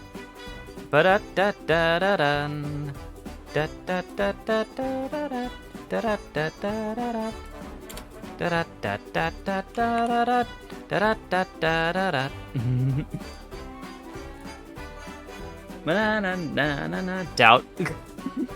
Nah. We'll get there. Anyways, Planet Coaster is the thing. I actually really did enjoy Planet Coaster. I enjoyed it a lot more than I thought I would. Mostly because I knew that I would like, you know, roller coaster tycoon games and kind of games like these. Or park building games like these. But I wasn't expecting to like this one as much as I did. This one's actually a very well-made park creator and manager. Again, a very, very different style kind of game than I'm usually used to playing, but a very welcome change nonetheless. I have a guilty pleasure for these kind of games because they give you a lot of creative freedom, and you're able to just build like a whole bunch of cool looking stuff for your park. It's just like really nice. The only thing I don't like about these kind of games is the management aspect, but that's I can deal with it at least because it's not that bad to kind of deal with the whole management aspect. Because it's all about finding the most things you gotta do with it is just kind of like look at your guest needs, build something that they like, price things at your shop the right way. Just, you know, little micromanagement things like that. The game largely tells you what to do for the most part, so it's not like you're completely in the dark about what you need to do with your park to make it good. They always give you hints on what the hell you need to do. Thrillville's better. Thrillville is very nice too, especially because with Thrillville you have the mini games for all your attractions, so that itself is very, very nice. But Planet Coaster is a very, very good looking game. Like, I remember when I was first playing it and I was first seeing how well it ran on my computer, I was actually kind of blown away by how well and nicely it could look. The only thing I realized too after a fact was that It does the kind of thing that most games do, where if you put too much shit in one place, it kind of lags the game out a lot. I figured that out after I looked into someone else's park, and they literally had like so much shit in their park that my computer could not handle looking at it all like that. I still eventually want to do things with this game, though. My whole main goal with this game is I want to build a park based on my characters that have either a coaster or a ride themed after them, and then basically just have that be my Saria park. I would love to have that be a thing. Yeah, overall, very good game. Very nice looking game. Everything runs really well within it too. I probably would eventually. I do eventually want to go back to this game, so I think it actually does deserve an A tier spot. Wah wah wah wah wah wah wah wah. La la la la la la la la la la la la. Na na na na na na na na na na. I gotta move everything else first. Da da da da da da da da da da da. Na na na na na na.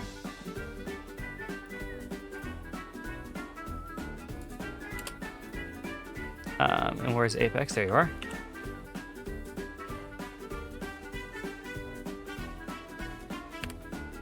There you go. You should get Off the Rails on Steam so you can do a Steam stream for it. It wouldn't be a bad idea, honestly. I wouldn't mind going through that game again on PC.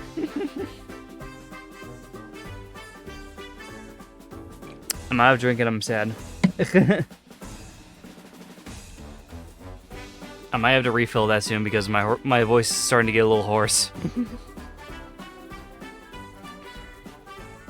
Actually, we should probably do that now. Yeah, we'll do that right now, actually, real quickly. So I'm gonna quickly refill my drink, and also probably use the bathroom quickly too. So I'll be back.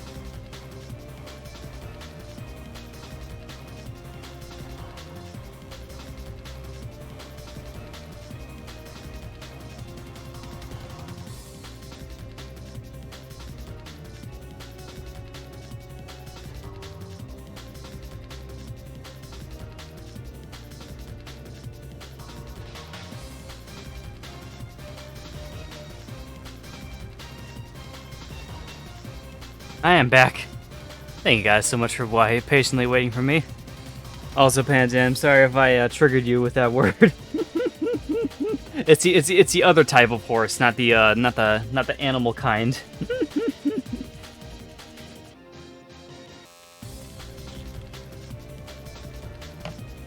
Thank you. Alright, anyways, let's continue on with the playlist now, shall we? So, first off, we are going to do Poker Night 1 and 2. See, these were technically 2 different games, but I decided to group them together in the Steam stream because they were so similar. And it was basically and they were also short enough to the point that I felt like they only really warranted half the stream each.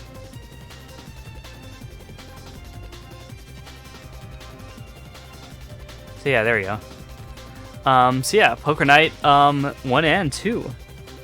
So this game, it's basically pretty self-explanatory. You play poker with a bunch of video game characters. It was made by Telltale Games. Because of some stuff that happened with them, it's no longer on Steam. So those who got it. Those who didn't. You know, is what it is. A very charming game. Very interesting.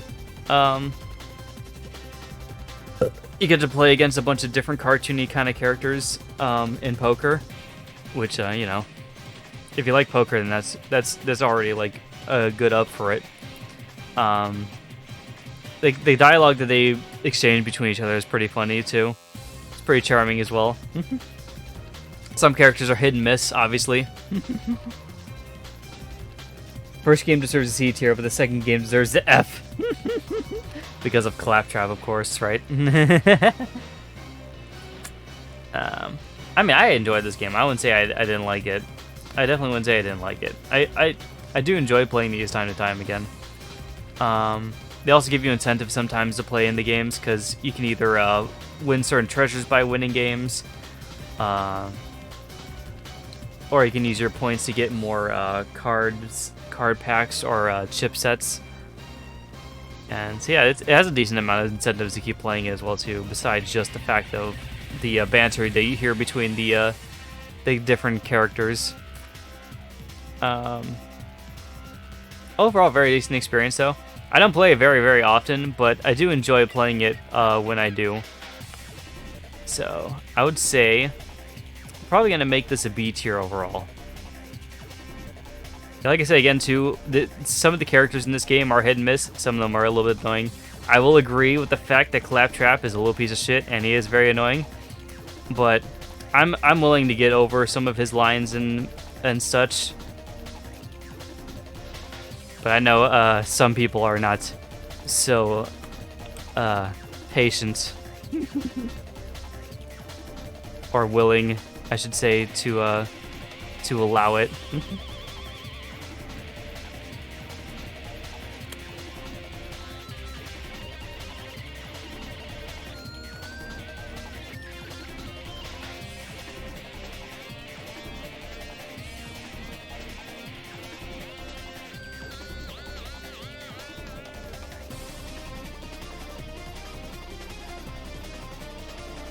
Now I think about it, I probably should have made these small from the beginning.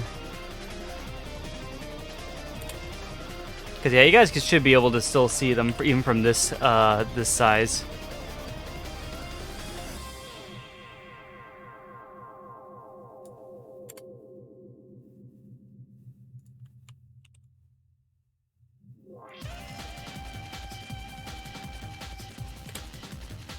There we go.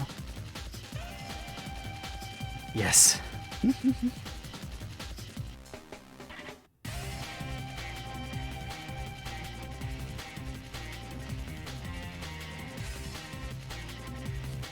Alright, next up, Slime Rancher. Now, I have mixed feelings about Slime Rancher, because this game is very, very cute. It's very, very charming. It's overall a pretty good experience.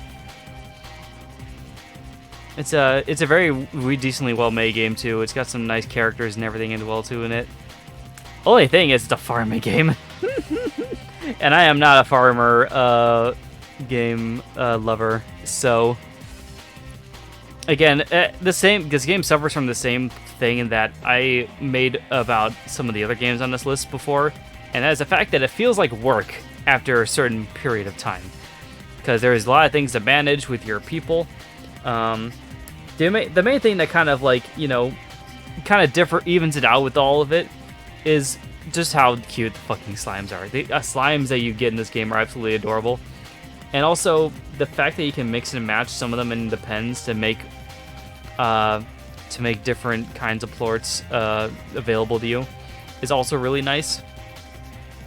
It's a really neat concept of having a fusion kind of thing like that in place. The little Targ guys are pieces of shit, and I hate them. And there's a decent amount of stuff to do around the world too that you can do just on your own. So there's definitely a decent amount of content in this game. I remember that stream. I was selling a shit ton of turnips on your island that day. Yeah, we were doing the turnip sales during that time. And I was like half paying attention to that, and half paying attention to the game as well too. But yeah, this game it's not bad. It's really not that bad. It's just something that I wouldn't play very, very often.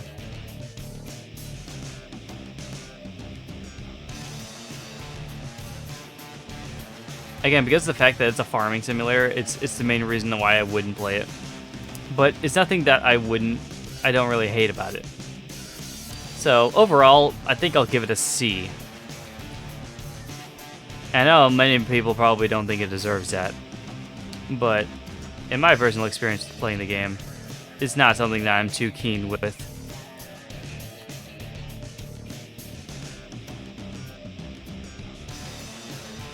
I'm just gonna initially just make them about this small.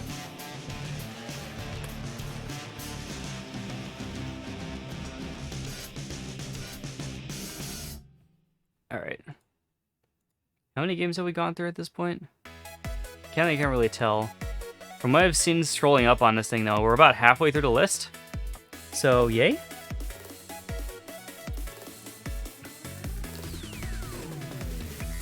I played a lot of games, didn't I? Speaking of another game that Pansy was semi-involved with, and maybe selling terms with me for on that, because I think I did these the same day as well, too. Luxor Evolved. La boom. Yeah, you were actually part of this stream, if you remember, Pansy. You were watching me doing it live, and also commentating over it. So this game is a puzzle game where you shoot balls up at the lines of other balls to match them and then break them, and try to clear out as many as you can before they get to the end pyramid. It's based on, of course, the original Luxor, which is very, very iconic and very much an arcade game. But this one's a lot more new looking and flashy and neon. So yeah, it's a very neat aesthetic. I really liked it. I also really like just playing Luxor by itself too. Luxor is a very good game by itself, but combined with this aesthetic, it actually kind of it made an experience that I really enjoyed myself. Yeah, it's just overall a very solid game. It got a little bit harder as I went on, and I realized that I could have probably set the difficulty down a little bit lower and probably done a little bit better with my score, but it's all good. The game's lasted actually a lot longer than I thought it would. It's actually like a decent 2-hour experience overall for just to go through the whole thing from beginning to end. It looked like a fun game, to be honest. Yeah, it is very fun, honestly. If you like I feel like you especially would like this kind of game, Pansy, because it's a puzzle game, and you have to be a little bit reaction-y based on some of the stuff on it too. So, with all that said, probably gonna chuck it into A tier.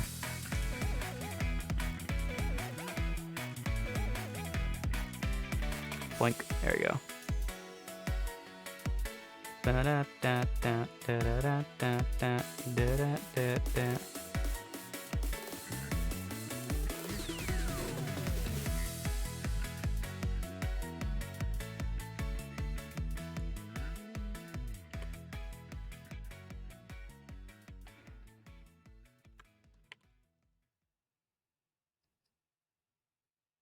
It's not a game I play. It's like these other things. It's not a game I play very often, but I do enjoy what I got from it. That's the other thing about the S tier. That's the thing for me right now too. Is that the S tiers are games that I will gladly go back to at any point. A tiers, I really like the games, but I don't necessarily feel the drive to go back to as much.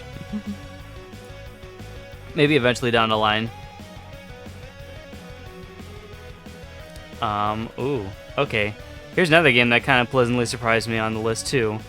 Redout.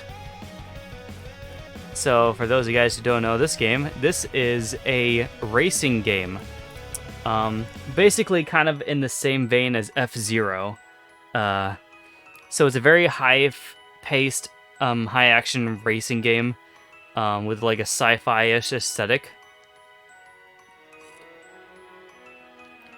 You're going down these tracks at very like blazingly like high speeds. You can control your thing. You control your little hovercraft up and down and everything a little bit to kind of go with the hills and such that you go on. It's a very decent racing game, honestly. I actually really enjoyed it. It's you get like power-ups and stuff that you can do with the game too. I just really like how fast it felt going through it all the time.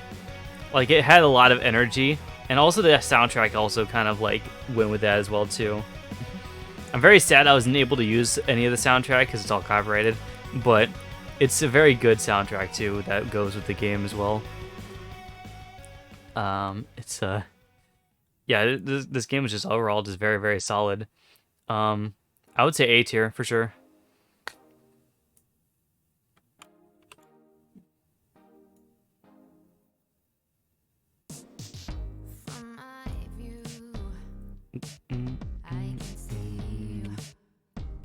Again, I'll clean all these up later to make it look a little bit more neater. Probably toward the end of the stream I'll do it. Either at the end of the stream or I'll just kind of I'll just do it after maybe even too.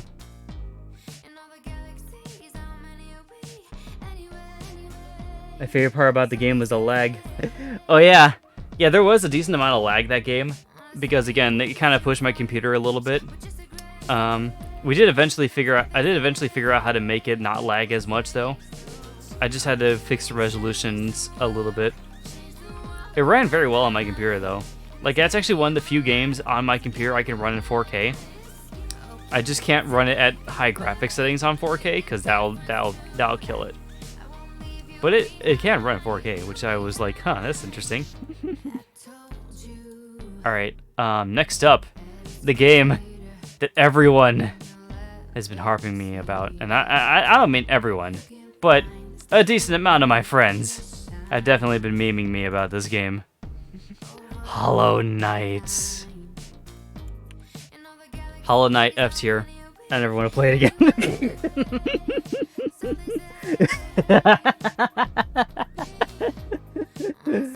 I like how Patchy immediately went F tier as well.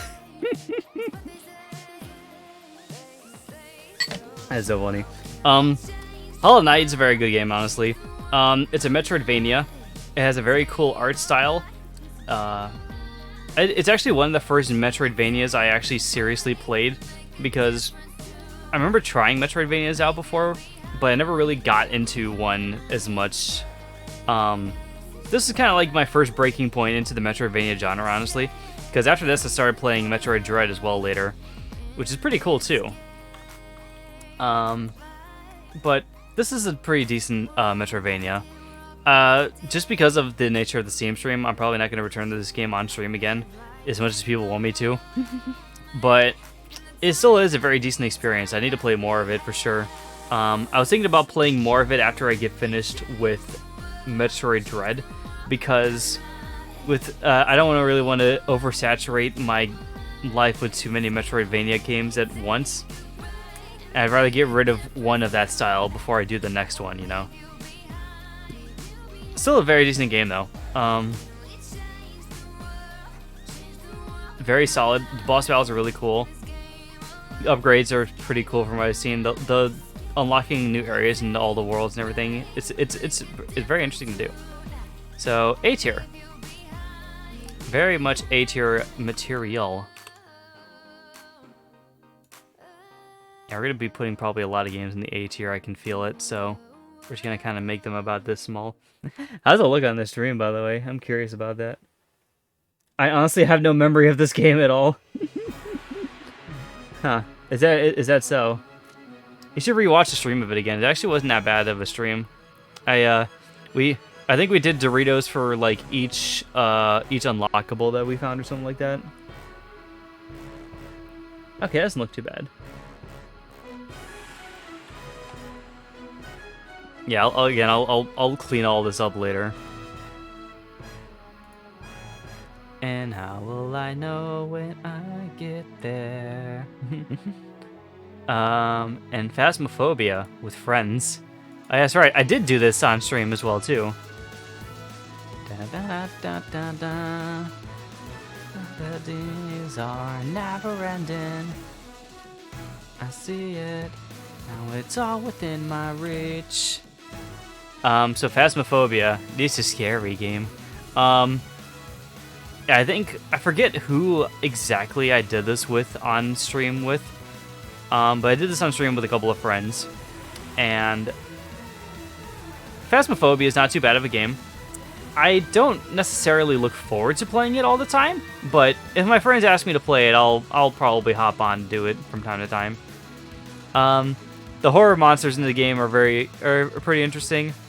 The game itself is very meh, but the experience you have with ghost hunting with friends is basically the bulk of the experience, which is the main selling point for the entire game, I would say. But overall, the game is kind of just very meh for me. It's not too good, not too bad. So overall, I think giving it a C rank is probably the most deserving place for it.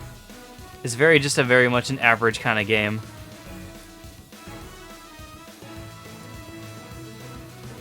I see it now. It's all within my reach. There's possibilities. Karaoke stream time, hell yeah. Doritos. Oh my god, I got a Dorito. I don't even know what for, but I got it. Alright, next up. Fae Tactics. Again, this is a very different kind of game. This is one of those things where, like, I was getting more and more into the mood of I want to try out different games on stream to see how well I like the genre. And this was one of those games. Fae Tactics is a strategy RPG, kind of in the same vein as like Final Fantasy Tactics, and Disgaea, all those kind of like tactical kind of games. The only game I've ever played in this kind of vein before was Fire Emblem, and that even Fire Emblem still plays very differently than this game does. This one plays like more of like a traditional tactical kind of thing. You mentioned Doritos, so I gave you one. Oh, thank you. So yeah, this game wasn't too bad. I kind of grew to not really enjoy it too much after Rose Time, because it's kind of just it's a game that doesn't really fit my taste too much when it comes to things. Because I like a lot of games with like action and elements to it. And this game was very much turn-based, think about what you're doing carefully before you do it kind of thing. And if you fuck up, you get some dire consequences added to you. You guys probably would have, if you've seen the stream, you would have seen a certain part where I just kept hitting a guy to try to get him down his HP, because the rest of my people died, and that's all I could have done to win the battle at that point, and it was a slog. An absolute slog at that point. There's probably a lot better things you could do if you really, really think about your party placement and the moves they have and everything. But it's not a thing that I really do personally too much. So overall, still the game is very nice. The characters seem really cool. Art style is very nice. Presentation is also very, very nice. So I actually think I'd rank it C. Because it's not a game that I see myself going back to anytime soon. For sure.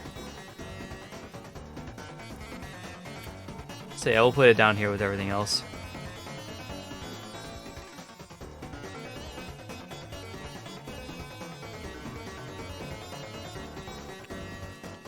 Let me just quickly fix these real quickly too.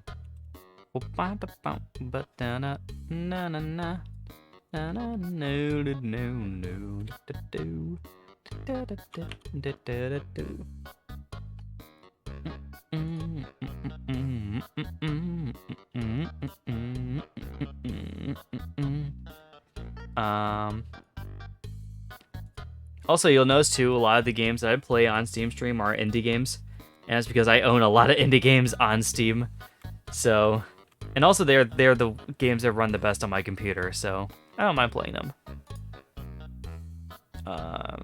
So next up, we got good old Rivals of Aether. Rivals of Aether. I like this game. The Smash-alike, as most would know it as.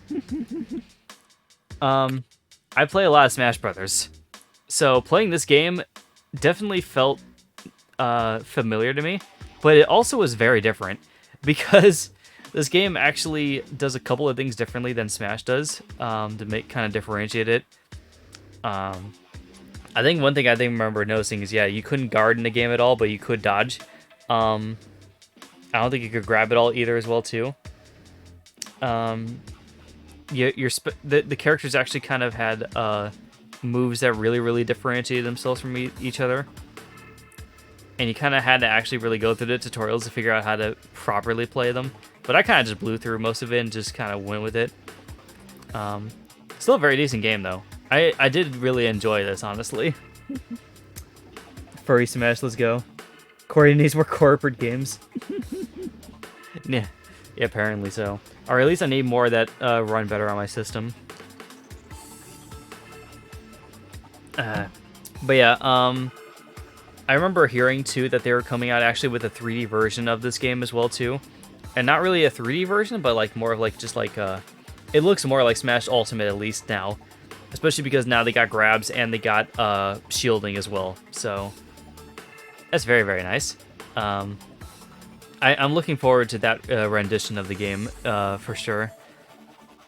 And yeah, some of the characters in this game actually pleasantly surprised me. They actually had some indie characters that I wasn't expecting to see either too. But they're very welcome additions, honestly. There's a mode in there in this game too, specifically, that I really liked. Where you just kind of went through a bunch of gauntlet battles in a row until you eventually died. I really did enjoy that. I gotta play through it more to see which characters I can fit with the most and I like the most. But overall, very good game. I don't play it as often as my other S tier games, so I think A tier is probably a good bet for you.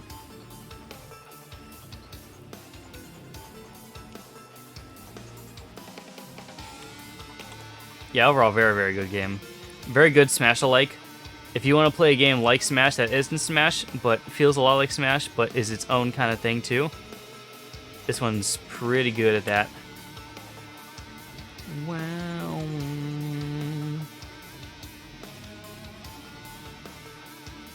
Ooh woo.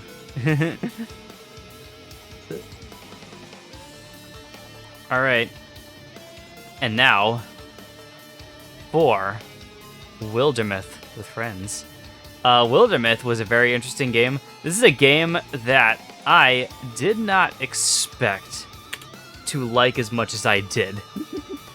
Because the whole thing about Wildermyth is it's a... I thought this game was going to be a lot sillier than it was. This is a procedurally generated and Yeah, this game is basically procedurally generated all the way through.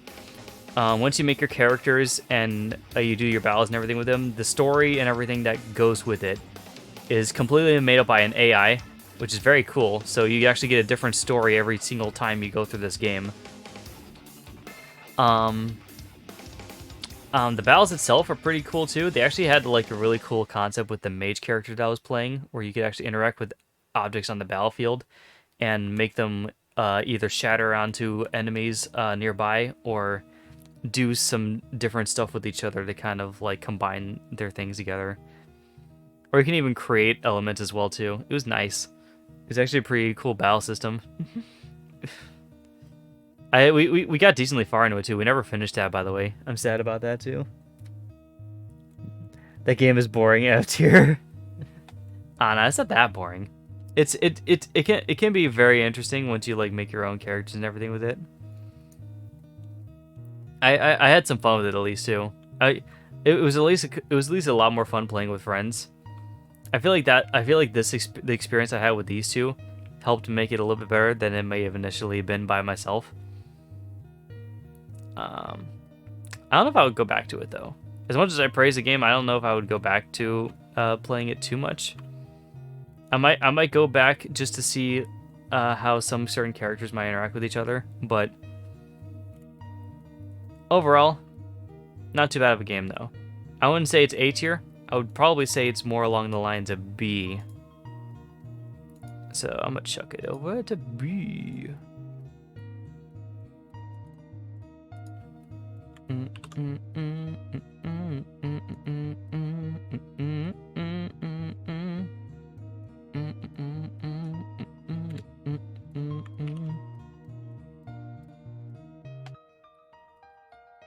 All right. Oh boy. Oh yeah, that's right. This is when we started getting into the scream. The Steam screams. Ooh. Spooky. I was playing a bunch of spoopy games on October, and of course, the first one that I had to do was Five Nights at Freddy's. Because of course you have to. Yeah, I have history with the Five Nights at Freddy's series. I played the first game and Ultimate Custom Night, mostly because I already seen playthroughs of the entire series at this point. So there's not much of a reason for me to do an actual playthrough of this game. I just wanted to show it off and see how well I could survive against the first game and on Ultimate Custom Night as well. Spoopy streams, let's go. So yeah, Five Nights at Freddy's 1, still a very decent horror game. It does really well for what it did back in the day, before the series got as convoluted as it is now. It's actually very decently like tense most of the time. Like you're always constantly worrying about the animatronics and where they're going and everything, and you have to really kind of like look at your power. It really is just a strategy game. Like you have to constantly manage everything around you to the most optimal way that you can to try to keep the animatronics out from killing you. And it's a very decently terrifying experience. It definitely gets a lot more terrifying the more you go on in the series, but this was a very decent horror game at the time. Ultimate Custom Night, again along the same veins, but now you have just a whole bunch of more animatronics to deal with now too, on top of everything else. It's basically just the ultimate challenge for Five Nights at Freddy's. It still is, I think, even too. It still technically is the most hardest, I think, challenge that any Five Nights at Freddy's game has done. And it's free to play, so it's nice. That's very nice. But yeah. Overall in ranking, though, I don't know. I think the other games definitely helped bring this series up to where it is now, but the first game is always a classic.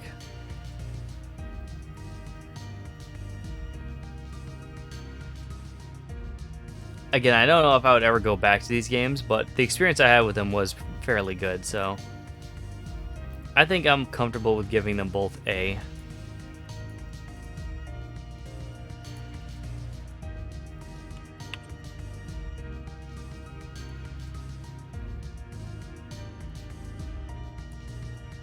Wah, wah, wah, wah.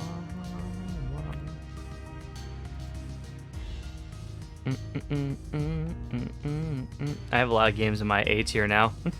Starting to look a little bit, starting to look a little cluttered. Okay, so here we go, Pansy. Here's the game that I was debating upon myself about possible F tier status. I played a game during the October months called Darkwood. So now this game is a survival horror game with a top-down view. And I initially thought that it was supposed to be more of a roguelike, which is the main reason why I kind of wanted to try to get into it. And it really is, but damn does it take long to get into it. Damn does it take a lot longer than I thought it was going to. Like, this parts about the game that were like the horror kind of based things, they took so long to get to. All the rest of it was you wandering around a forest trying to get materials to survive the night with. And even sometimes surviving the night wasn't too terrifying. Like, the overall, I don't think this, like, I could see why some people would like this kind of game a lot, but I didn't have a very good experience with it personally. The game was so fucking boring. Yeah, that was the main thing about this game, is that even if it was tense at certain points, the game was just so boring throughout all of it. Like, even more boring than most other survival games that I've played. Like, there was some moments where I was just like, oh, this is genuinely kind of cool and terrifying, but that was only like the little scripted parts that you were able to get to, and getting to those parts was so tough and took so long to do that I didn't think it was worth it at all to do it.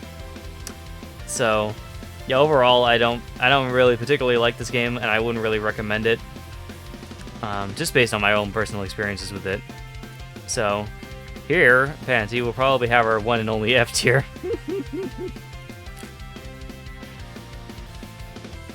Na na na na na na. Mostly because I don't remember playing any other games that I didn't like as much as Darkwood. I'm unsure though. We'll see about it though. We'll save it specifically for this, at least so far. F tier, let's go. F tier poggers, right? Alright. Next up, the Jackbox Party Pack. Yeah, I remember I did this with friends basically the day it came out, because they were all like, yeah, let's go do it. So yeah, that was the whole story why we did this stream when we did it. It was a new Jackbox game, and we were like, let's try it out on stream and see what the new games are like. So it was a new experience for all of us. Me, Pansy, Alex, and Chris. Excuse me. And overall, it was a pretty good, decent experience too. I enjoy the Jackbox games immensely. I really love these games. They're so simple, but the amount of shit you can do with your friends with these games are so good. Now here's the other thing too you gotta remember, Pansy. You say S tier, but there are some stinkers in this list. There are some stinkers in this pack. We need another Jackbox stream. Yes, indeed. Like, some of the Jackbox games are definitely really good, but some of the ones in 8 were a little bit hit and miss, honestly. Some games were definitely a lot better than others. And some of the games you wouldn't really play for more than one session. But some of the games you'd play for hours on end. So it's kind of really, it's kind of a little bit of a balancing act with the whole pack by itself. Some games would definitely make the pack a lot more worth it, but some of the games also just aren't as enjoyable as the others. So overall, just because of that fact, I think I'm going to give this an A tier. Because while most of the games in here are very, very enjoyable, I think that most of the some of the other parts of the pack kind of outweigh it a little bit, or even it out to the point that it's an A tier.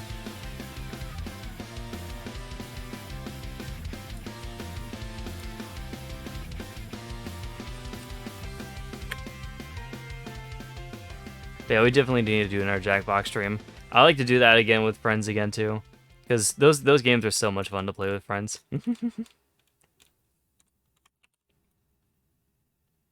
And also, depending on who joins the audience, we can even have an audience going for some of them too, because those games are very, very good to stream, especially the ones in the later packs, because you can get some pretty ridiculous audience counts with those. All right, next up, Dead Rising. I enjoyed Dead Rising quite a bit, actually. I have a lot of nostalgia for this game, especially too, because I played this back on the original Xbox 360, and I just remember having a lot of nostalgia for the first little story bits you go through.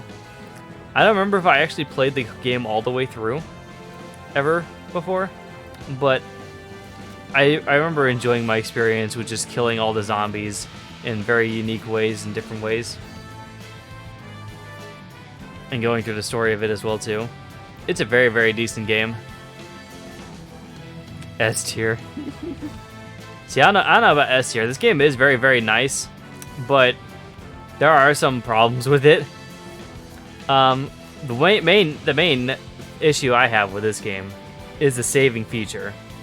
They don't have autosave at all in this game, so if you want to save your progress, you have to go to one of the little toilet rooms in the game, and you have to save there.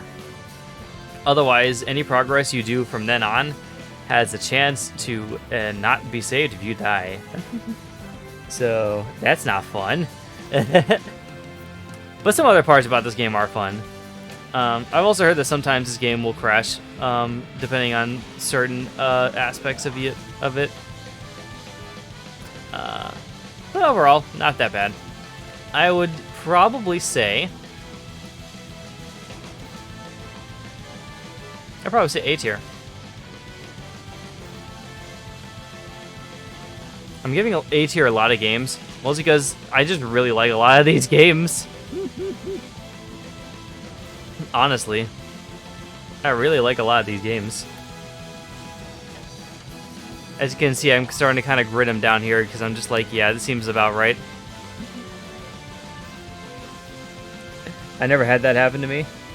Yeah, the crashing. I heard that the game can crash at some points, just depending on like which areas you go to or like what parts of the story you reach. Oh. I at least heard from the completionist. I'm not sure entirely if that's a thing that's still going on with the PC ports or not with it. Or if that was something that was only with the Xbox ports, I'm unsure. Little Misfortune is next. This game is very weird, but also very charming at the same time. It's a very interesting experience all throughout. This is another game that I saw a good amount of people playing on their channels and everything, so I wanted to give it a try. And it's a very story-based kind of thing, anyway. So I was glad to at least stream my perspective of it. So I got my reactions to the story and everything, and all my choices that I made along the way to the game in there.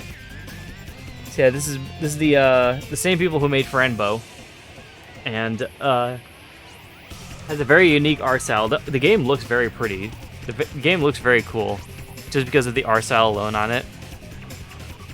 And it's very simple to play. It's also very, very short. Like, I beat it the one stream, too. So, it's a very, very short experience, but still a very nice one, regardless. Germans! I went through 4 different computers on that game and never crashed in either one. Huh. I don't know. Maybe I just heard something different about it then. Disregard it, I guess, then. But yeah. Little Misfortunes. It was a weird game, but I liked it a lot. I think I've been tempted to go back through it and see what would have happened if I did different choices along the way, but at the same time, I would kind of feel mad about it. So.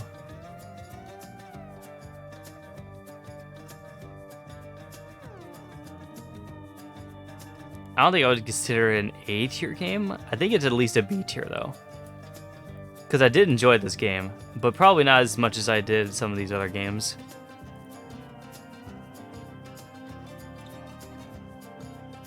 That's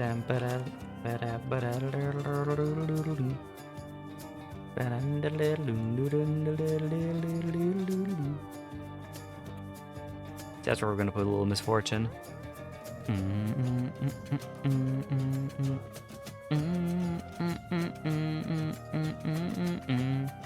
Okay, we're starting to get more into the more recent stuff.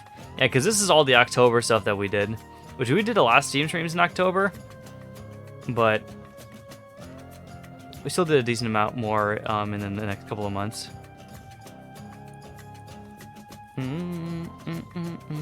Okay, so next one is Slayaway Camp. This one was weird. This one, I gotta say, was pretty weird for me.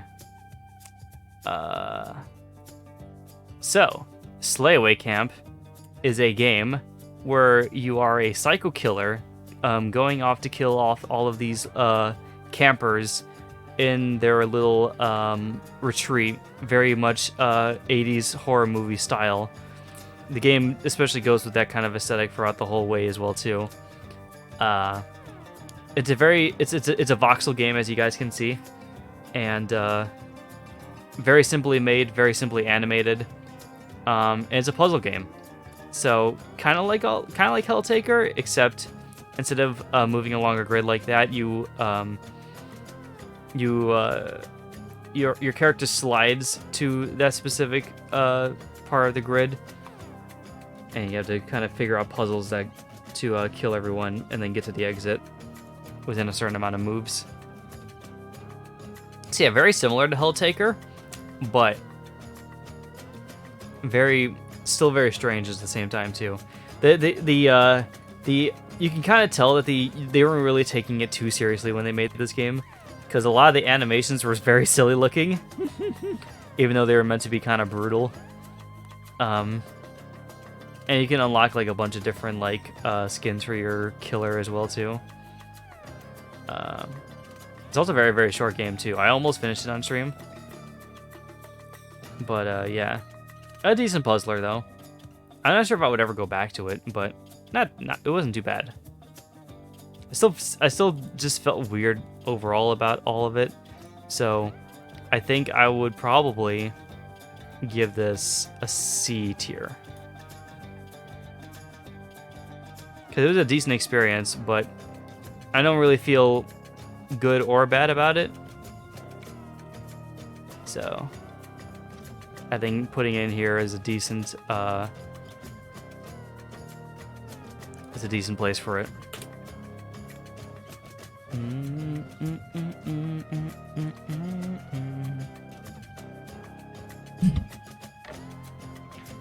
Okay.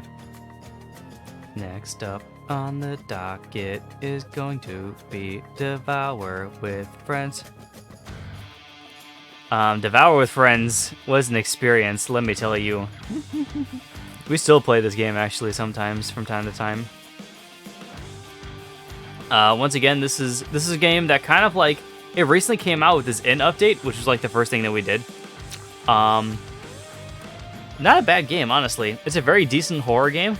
You work together with your friends to try to... basically, all the games kind of have the same kind of feel to it, but all with different skins and maps that you go through. So you find these little trinkets. In this case, we were finding these eggs to sacrifice. You sacrifice them to an altar to try to eventually kill the demon that's in this house with you.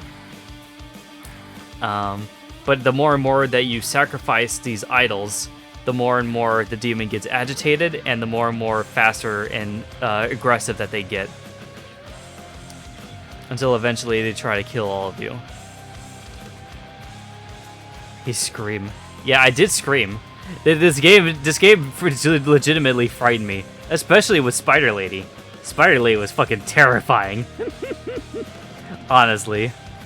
But yeah, this game was a very, very decent experience. I love playing this with my friends. I don't mind even playing this every now and then. Over time, I've kind of grown to like kind of be a little bit mad about it, but it's still a very decent experience overall. I gotta say, probably out of all the maps, I actually think I liked doing the spider one the most.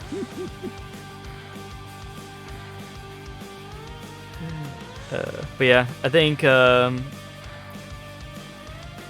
tier is a good fit for this game. Because yeah, if you want to get scared with your friends and you want to have some spooky demon hunting adventures, definitely a good way to do it.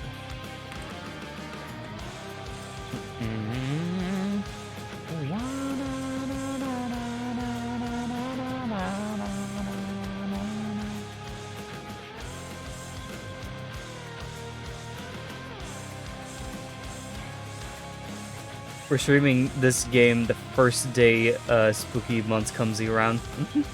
Okay, I won't mind doing that again. Yeah, because when we streamed this initially, it was just Chris, Alex, and Sans that was with me. But I wouldn't mind doing it with Pansy again too, because Pansy's also been playing with us now since he got it too.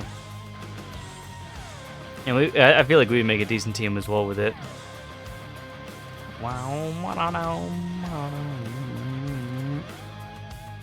Alright, so now, next up on the thing. And I think now we got out of the Spooky Month stuff. I think that was like the last game we did for Spooky Month.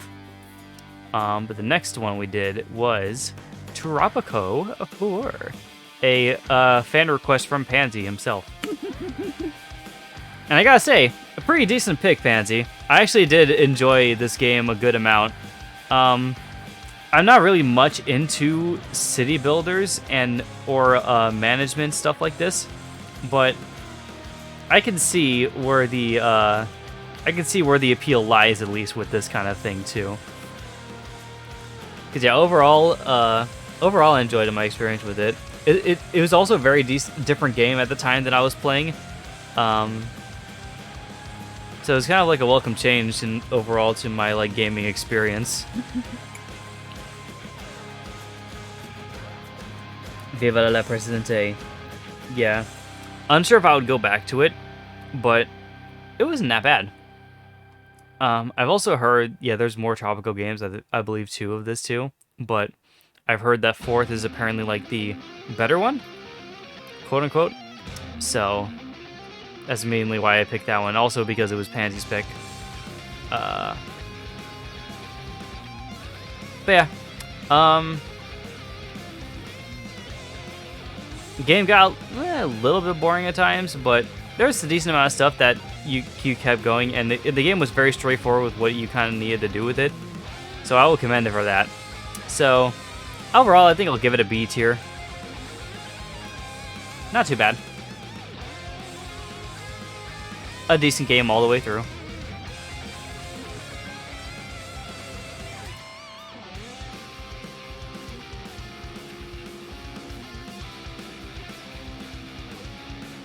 It's my personal favorite. 6 is pretty good as well. I've heard 6 is pretty good as well too, yeah.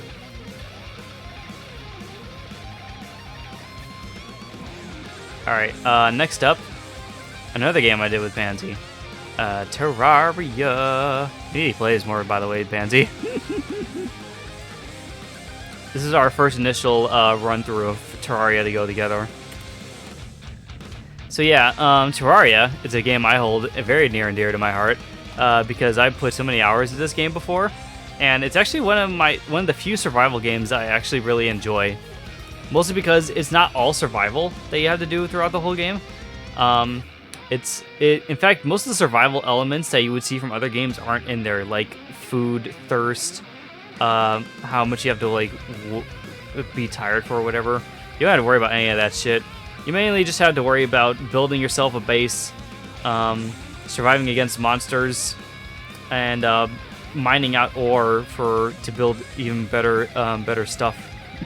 So It's actually it takes the stuff from most survival games that I hate, which I love that, and also it's a pretty decent game with the fact that the combat that you do in the game.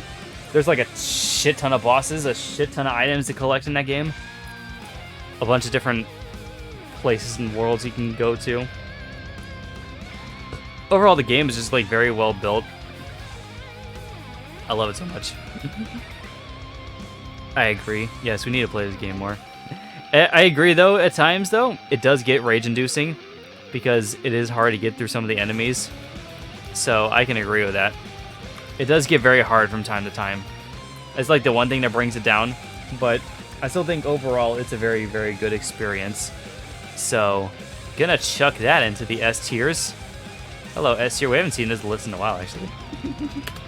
Also, look at that. We finally got a game in the S tier. That's not... Well, no, I shouldn't say that. We had to beat Hazard before. But another game in the S tier that's not a roguelike. Let's go.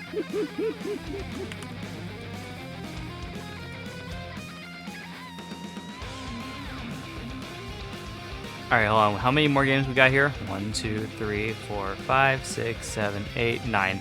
Okay, we got 9 more games until we're done with the stream, by the way. So, we can definitely make time. We've been actually kind of blowing through some of these last ones pretty well.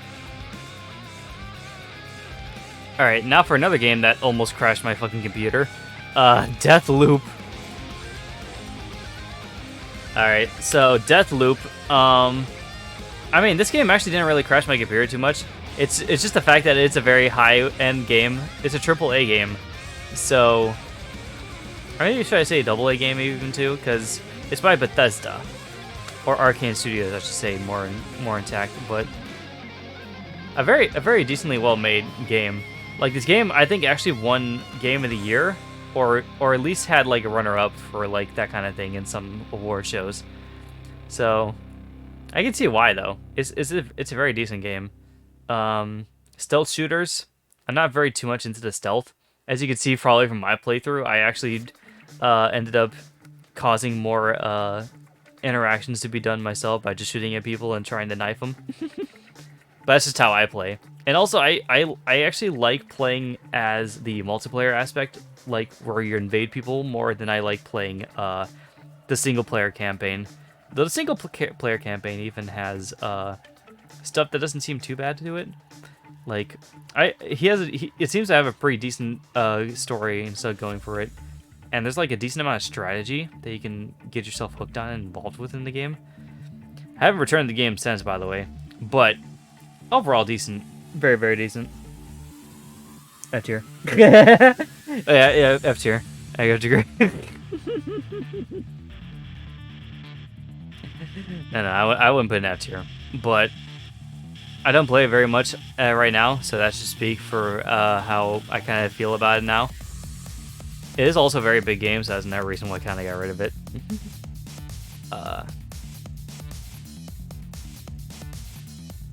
B, I'm gonna say B. I think B is a good fit for it. It's I only place it in here too, just because it's not really my kind of game per se, but it's still very decent for what it does. I'm not very big into the stealth shooter genre, like some other people are, but I still don't mind playing it every now and then.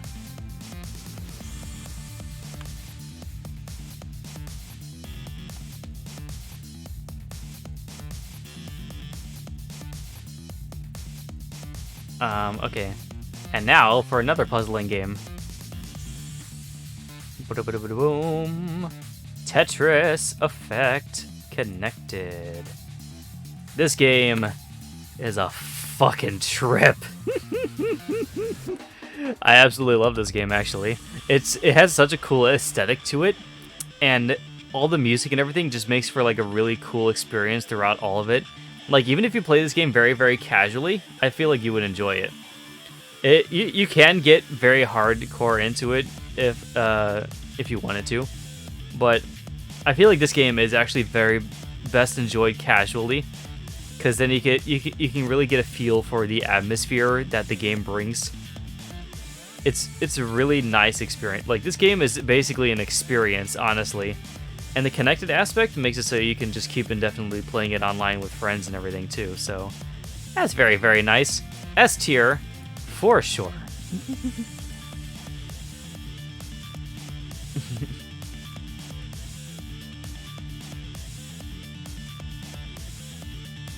Oh, whoops. I shrunk the whole tier. Hold on.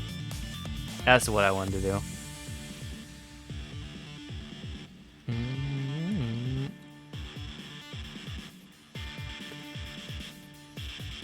Let's go. Yeah. Yeah, the game is very, very nice. It's actually, because I really like Tetris by itself too, but this I think Tetris Effect is actually one of the best representations of Tetris I've ever seen.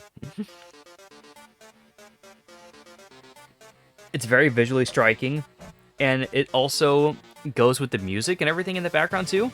So it's really just like a really overall good experience. Skip. Alright, fine. Just this one for you, Pansy. We'll skip Megalovania.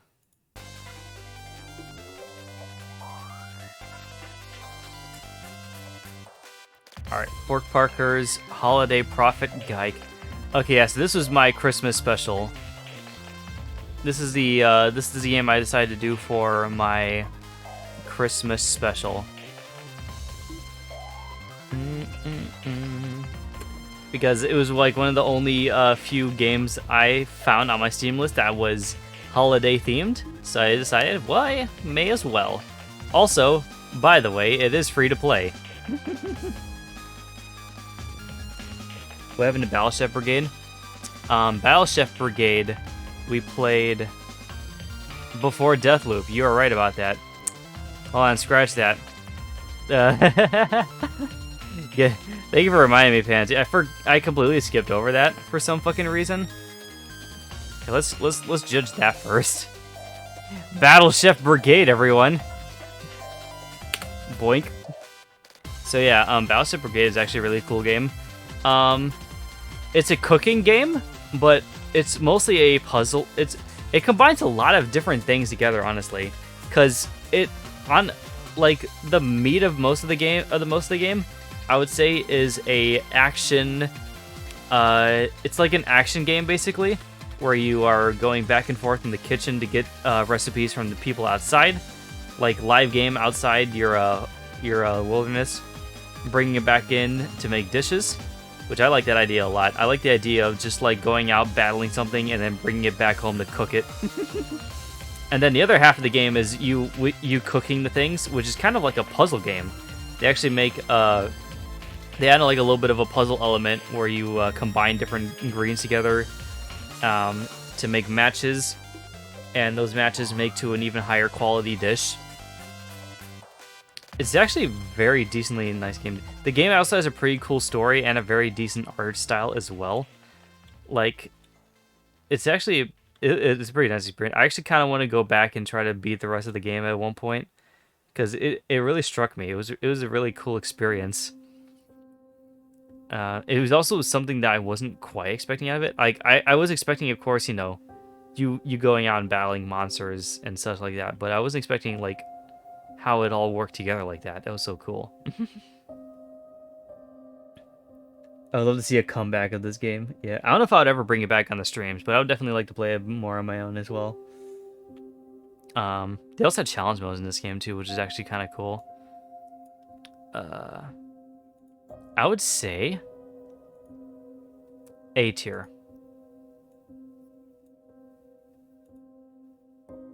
Very decent game.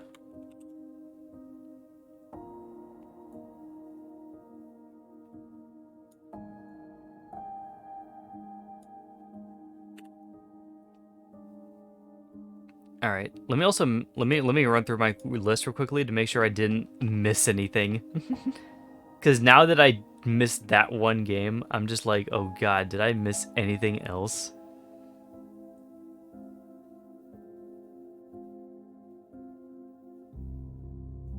Paper.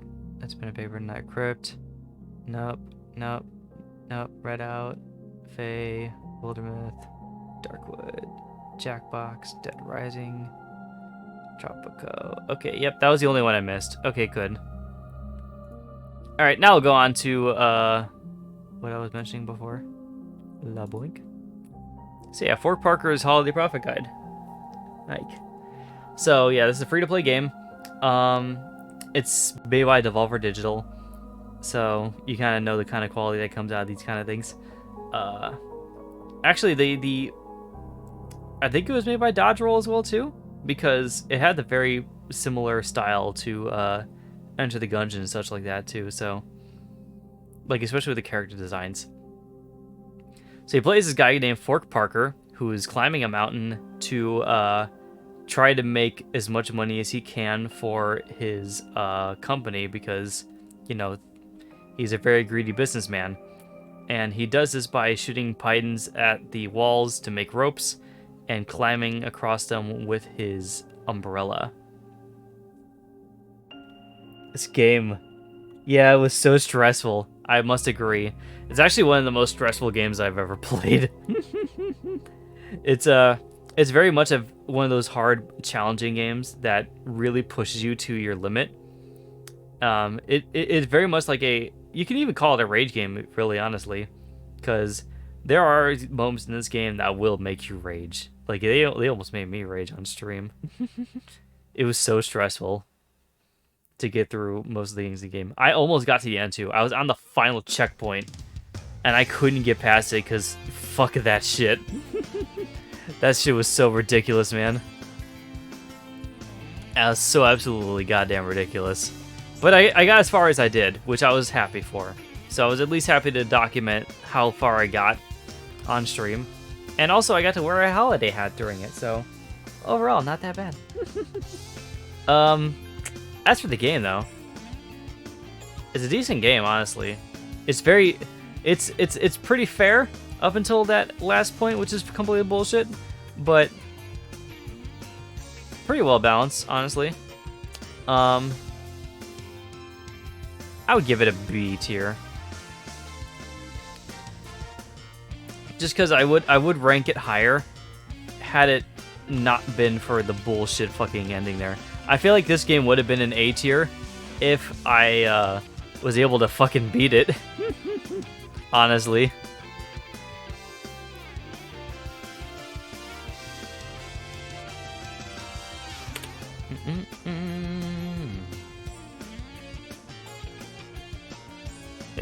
Oh, you say F tier, Pansy? I mean, I can see why. Blaze Blue is next. See, now we're getting to the more recent stuff. Blaze Blue Cross Tag Battle. I wanted to try this game out again because I played it a while ago on the PS4, and I want to kind of get myself reacquainted with this kind of style. I played fighting games like Smash Bros. And stuff like that, but I figured that it was about time that I got into traditional fighting games because I really wanted to see how well they differed.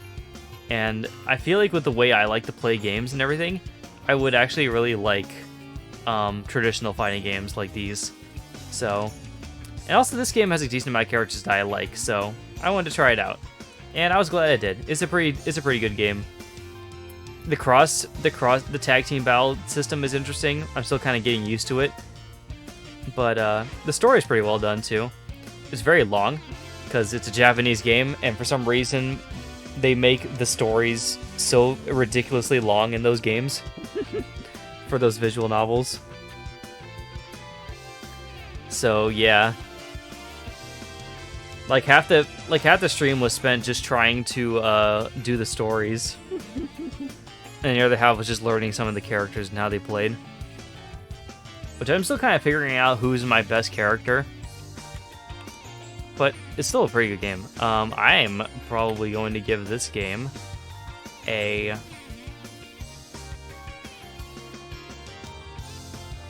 I'll give it an A tier. Because I'm not too in love with it like I do my other fighting games and roguelikes and such.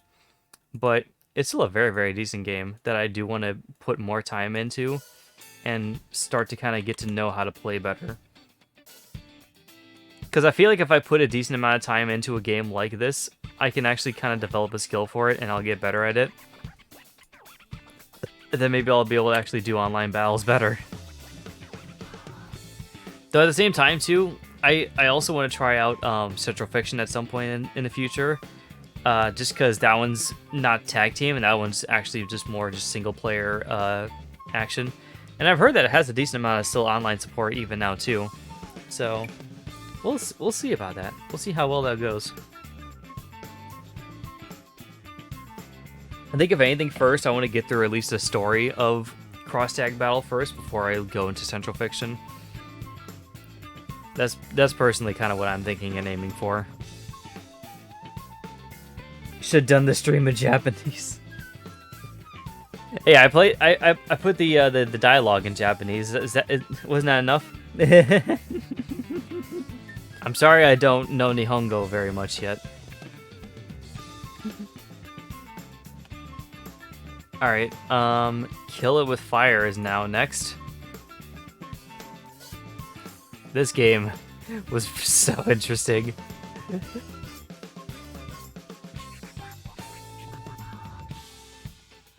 So yeah, this game had a very interesting and unique style to it. It had a very simple premise. You literally are killing spiders infested in a home or in various different locations. Definitely played on my arachnophobia a lot, so that made for a pretty good stream, I would say, overall. The game's actually pretty decent overall too. Like, you just go from place to place, gaining different various ways to kill spiders with, meeting new spiders that are even more terrifying and have more different abilities they have to deal with. You have to do a couple of challenges in each area. It's a very decently built game, honestly. The game gives me nightmares. Yeah. The jumping spiders were the craziest shit. I remember getting jump scared by those a lot. Overall, I would say this game's also an A tier. I really enjoyed this, actually. There's some things that probably could have been better a little bit about it, but I still very much enjoyed my experience with this. Definitely recommend this to people if they are curious about the about this kind of game, at least. God, A tier is really filling up now. A tier is definitely going to be the one that has to be sorted out the most. Alright, and now for Helltaker. Yeah, this is one that we recently finished on stream as well, too. By the way, I did almost get finished with Kill It With Fire as well, too. I think we're on the last couple of missions. But we didn't end up finishing that one. We did finish this one, though. Helltaker. Another game I've seen get played by quite a few people online. Very interesting game, honestly. It's a puzzle game. Very short game. You build a harem out of girls from hell. And yeah, it's very, very short, by the way. Like, I beat the first thing within about an hour, I would say. I probably beat the first actual section of the game within an hour. The DLC or not the DLC. It's not really DLC. It was the expansion. The expansion that came with it, with all the bonus stuff, that took way longer and it was way harder. But it's still a very, very good game. Like, it brings a challenge, especially near the end. But it's still pretty casual, for what it is. And it has some really decently well-made characters as well, too. The art style is very, very nice. And the characters are also pretty well done as well, too. Even for just, like, the little snippets they have, they seem, like, so detailed for some reason. This game has so many waifus, yes, indeed. This game has all the waifus that you could ever possibly want. Because you are making a harem of the girls, obviously, so, you know. Yeah, overall, A tier. I definitely enjoyed this game. And I know that there's more endings you can get in the game. I may eventually go back and try to find the rest of those.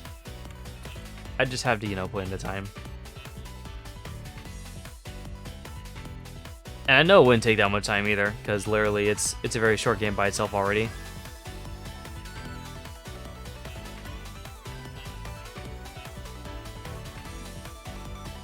Alright, we got in the last 2 games now. So yeah, this is the top 3 here with Helltaker. So now, we got... Exit the Gungeon. The sequel to Enter the Gungeon. So with Exit the Gungeon, this game was very much like Enter the Gungeon, except for the fact that instead of moving across a dungeon, across a couple of dungeons, you actually are constantly going up an escalator with platforming on a 2D plane to try to reach the very top. And you also the gun that you get throughout the whole game is entirely randomized. So that's interesting. This game was very much more like an arcade actiony style of version of Enter the Gungeon, which I actually liked because I do appreciate those styles of games as well too. But Enter the Gungeon still has a very unique place in my heart for me. They definitely exist within the same space. Not one doesn't really trump over the other. They both have their strengths and they have their weaknesses. But overall, I still do very much enjoy this game, and I do wish to actually put in more time into it. So that being said, it's gonna be an S tier for me.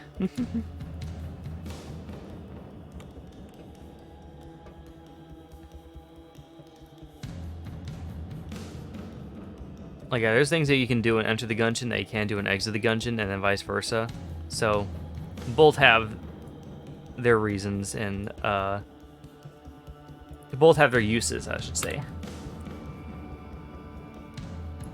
F tier. You say F tier because roguelike. Also, now finally we're at the final part. The final game to be done. And that's of course the most recent one that we did this week. Game Dev Tycoon. Boing. Game Dev Tycoon is quite an amazing game by itself because it's a game where you make games. Like you make a game company and you go through the whole journey of being a little indie developer who makes text-based adventures to being this mega corporation like Activision or Blizzard, and just making these AAA titles, hit after hit, basically, kind of thing. And you also get to make your own console. You have things for your own marketing campaign as well too. It gets crazy what you can do later on. It's a very well made game though. It kind of encapsulates the game dev experience into like a little casual experience. And also it's very fun seeing the bubbles pop up into their place. Also, I was kind of hoping you were going to do a new game when you stream this. Oh.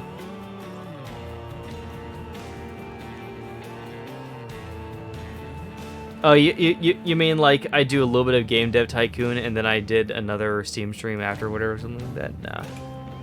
Yeah, no, I had Randomizer Wednesday. Like, before I used to do it where Steam streams, I would have 2 Steam streams on Wednesdays.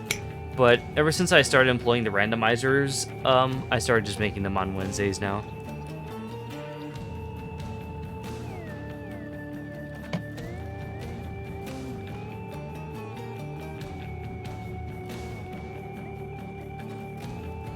Oh, you thought you were gonna do a new game on Game Dev Tycoon? Oh, I see what you mean. Yeah.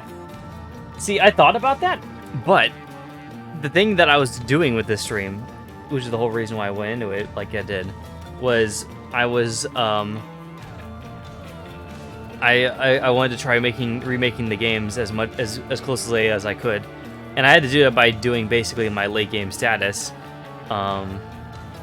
With all the topics and everything unlocked and everything too, so I can try to make as much as I could.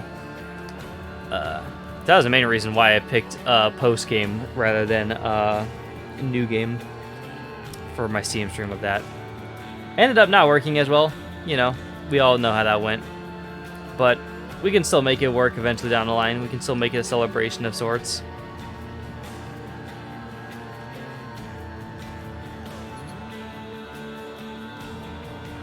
We'll see about it though for sure. We have another 51 games to go through before we have to worry about it again, at least. So, overall though, I do actually really enjoy this game, and I do kind of like coming back to it from time to time. Especially to see like what else I can do with it. So, I'm actually gonna give it an S tier. I love it. I think it deserves it.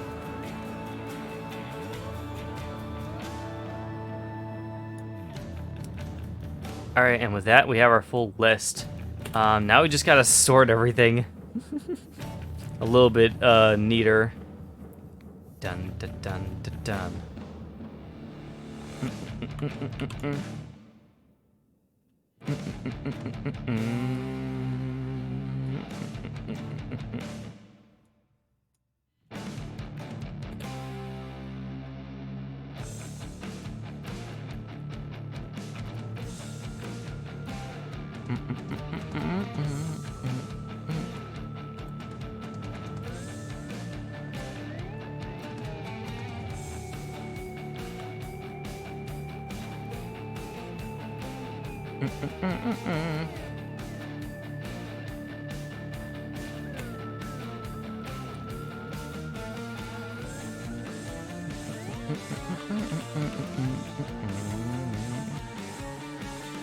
This shouldn't take too long to do, so let's just quickly do it.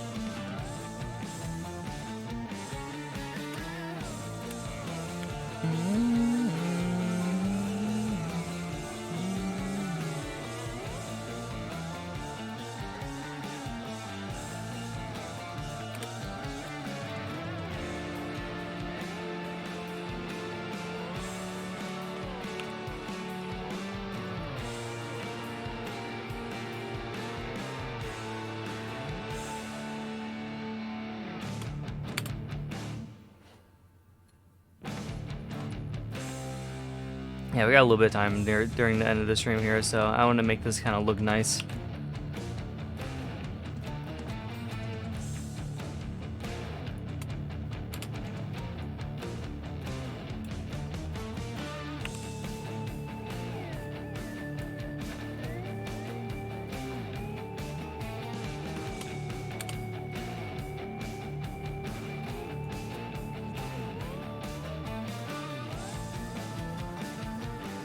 Actually, we can do that with it, right? Yeah, we can do that with it. Hold on.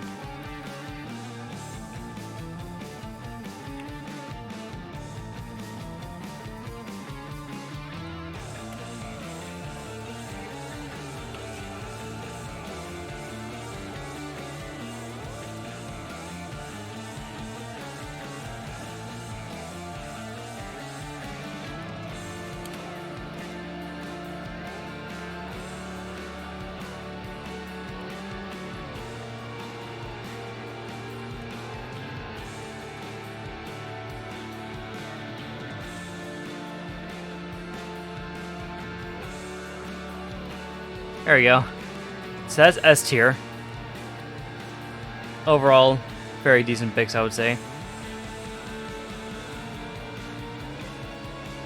The only thing, actually, now I'm looking at it, the fact that Exit the Gungeon and Enter the Gungeon were next to each other kind of bothered me.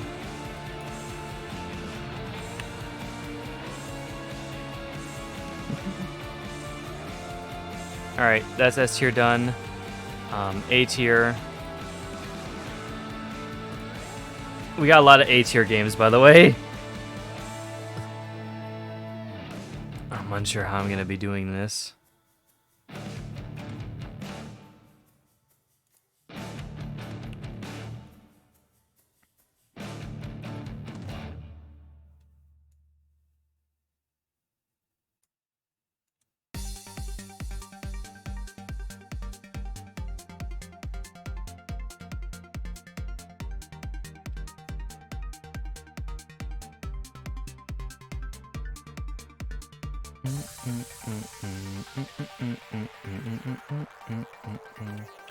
We're gonna make them all like this size here, and see how well that goes.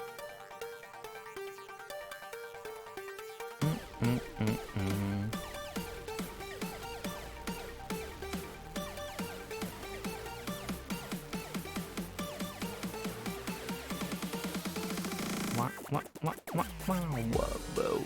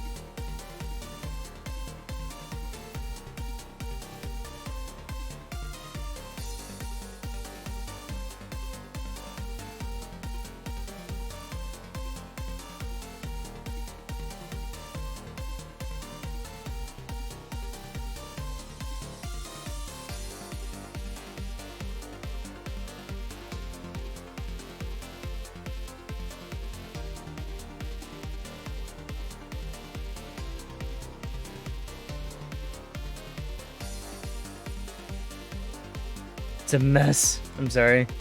Might have to re-rank some of them. Nah, I think they're fine as they are. And now these I remember putting specifically in this order. Yeah, there's one behind it though. Whoops. Where's Cryptid and Necrodancer? There you are.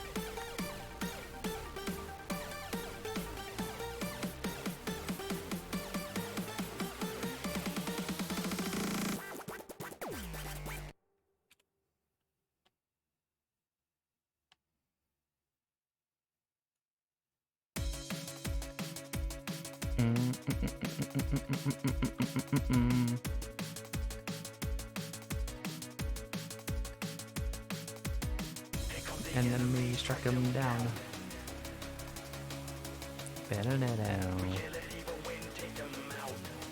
It's justice. This is what's right. Here come the enemy, mess them up. Bring it to the knees to the ground.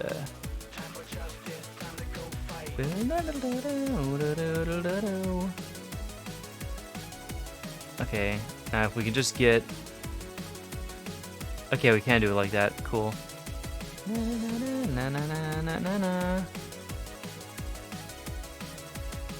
Of course, Planet Coaster was behind that too.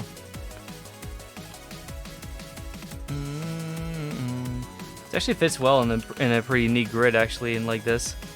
Did I actually get just enough to fit in within this kind of grid? I like it. Wow, perfectly. 3, 4, 1, 2, 3, 4, 5. Perfectly 20 games within the A rank.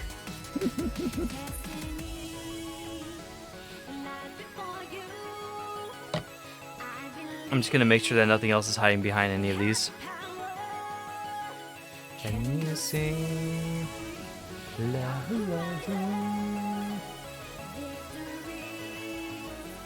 Apart taken.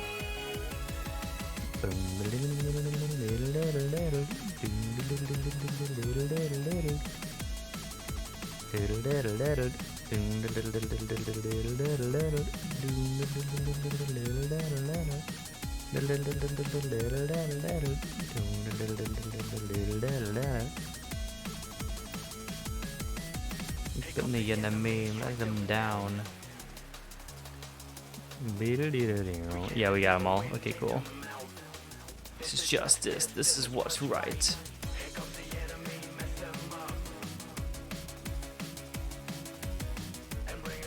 And yeah, the only ones that were... Yeah, the only one that needs to fit into this one is this one here. So... We just gotta make... Yeah, we just gotta make the top row 4, and I think all the rest of them will fit pretty fine.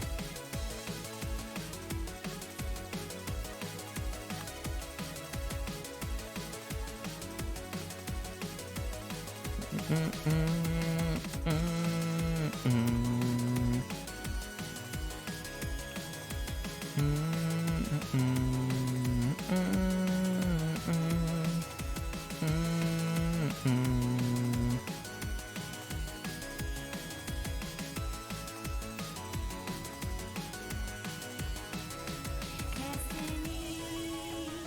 like it for you. We're in the power. Can you see? Not forever. For the taking.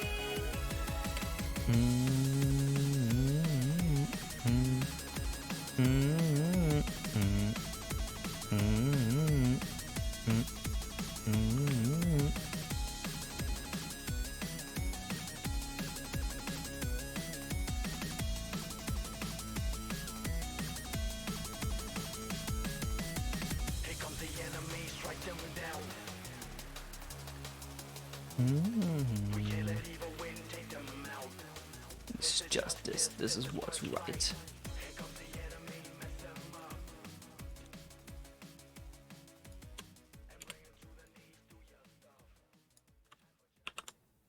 Trying to make it look a little bit more neat. There we go.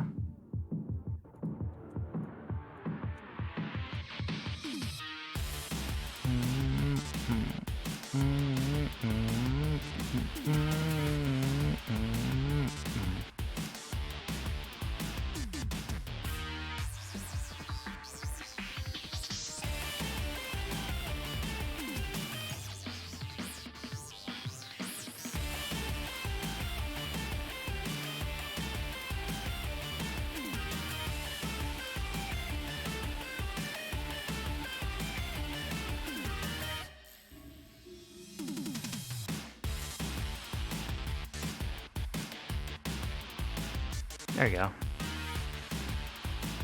There should be a compilation video of you singing. I'm surprised there hasn't been already. There's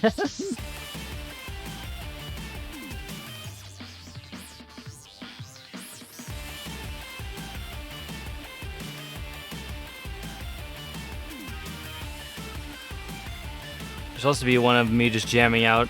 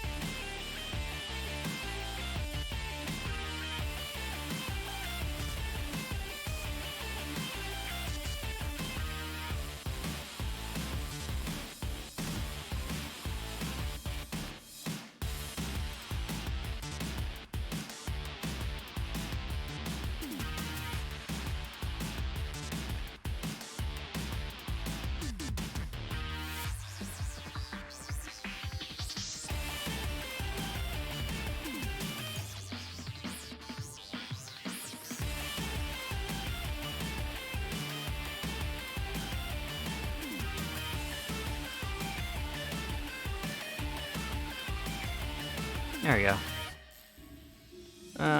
Yeah, it's decent enough for the C tier. Actually, now think about it, let me look back through some of these. Okay, yeah, they are like that. Yeah, let's say the S rank now looks a little bit weird now that I've been doing that kind of thing with it.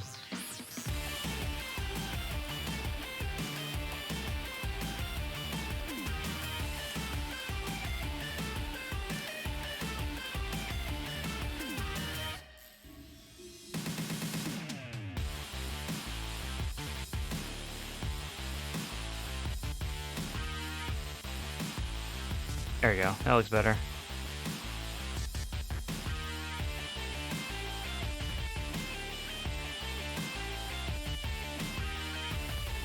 Yeah, A's fine. B's good there. C's good here now. I was also wondering if I should make it toward the top or if I should try to make them more toward the center if they have empty space. But I wasn't sure.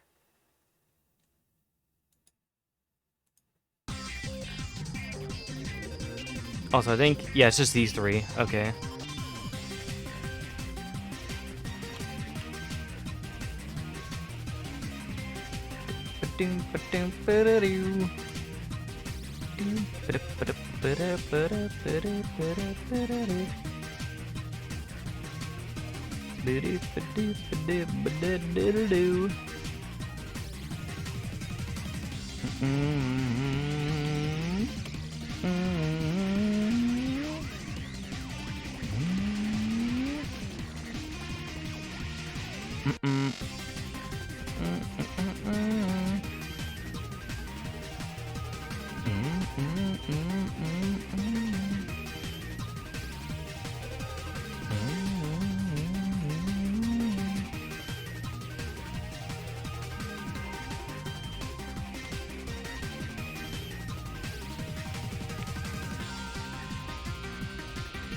No, Dorito, for organizing this one because you're too soft on DS2.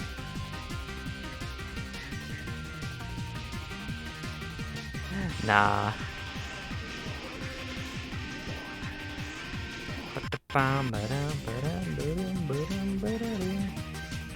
I think I was justified. Also, yeah, this is just...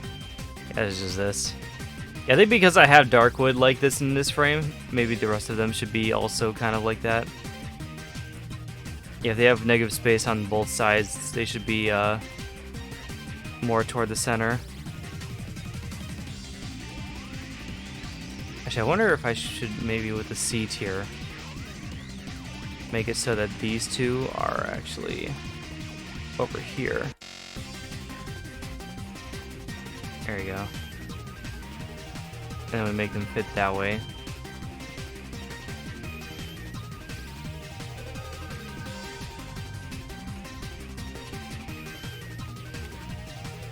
There you go.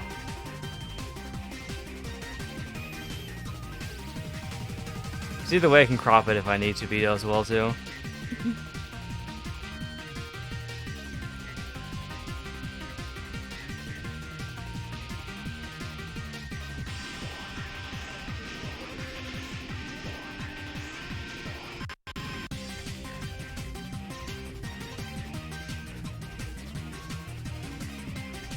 There we go.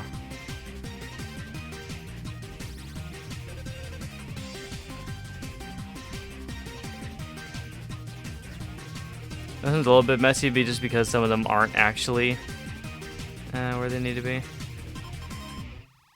Yeah, I'm fine with keeping it like that though.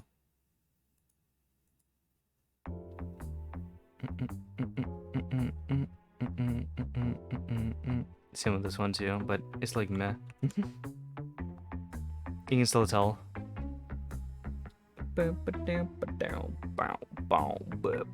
Oh, also actually with S tier here, yeah.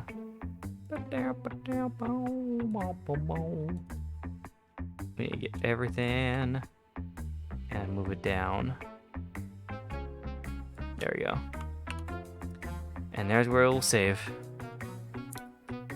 All right. Yeah, and I'll keep it here on my final ones here. All right. So yeah, that is my Steam Stream playlist of my first season of Steam Stream. Yeah, this went about an hour, and this went about an hour past when I thought it would end, or when I usually expect them to end. But that's fine. We had a lot of games to talk about, and we had some things to discuss with them, so all is good. It's finally done. Yes, indeed. Yeah, I'll be posting all the tiers of this down into on my Twitter. So if you guys wish to see that, go ahead and look at that.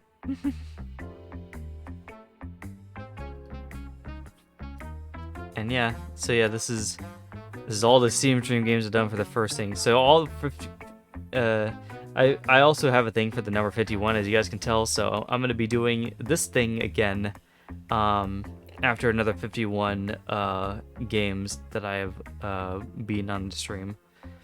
And yes, it will be 51 new games as well too, because I don't want to be re-ranking games, obviously. So But yeah, hopefully we get to see a lot more cooler and newer games within the next season.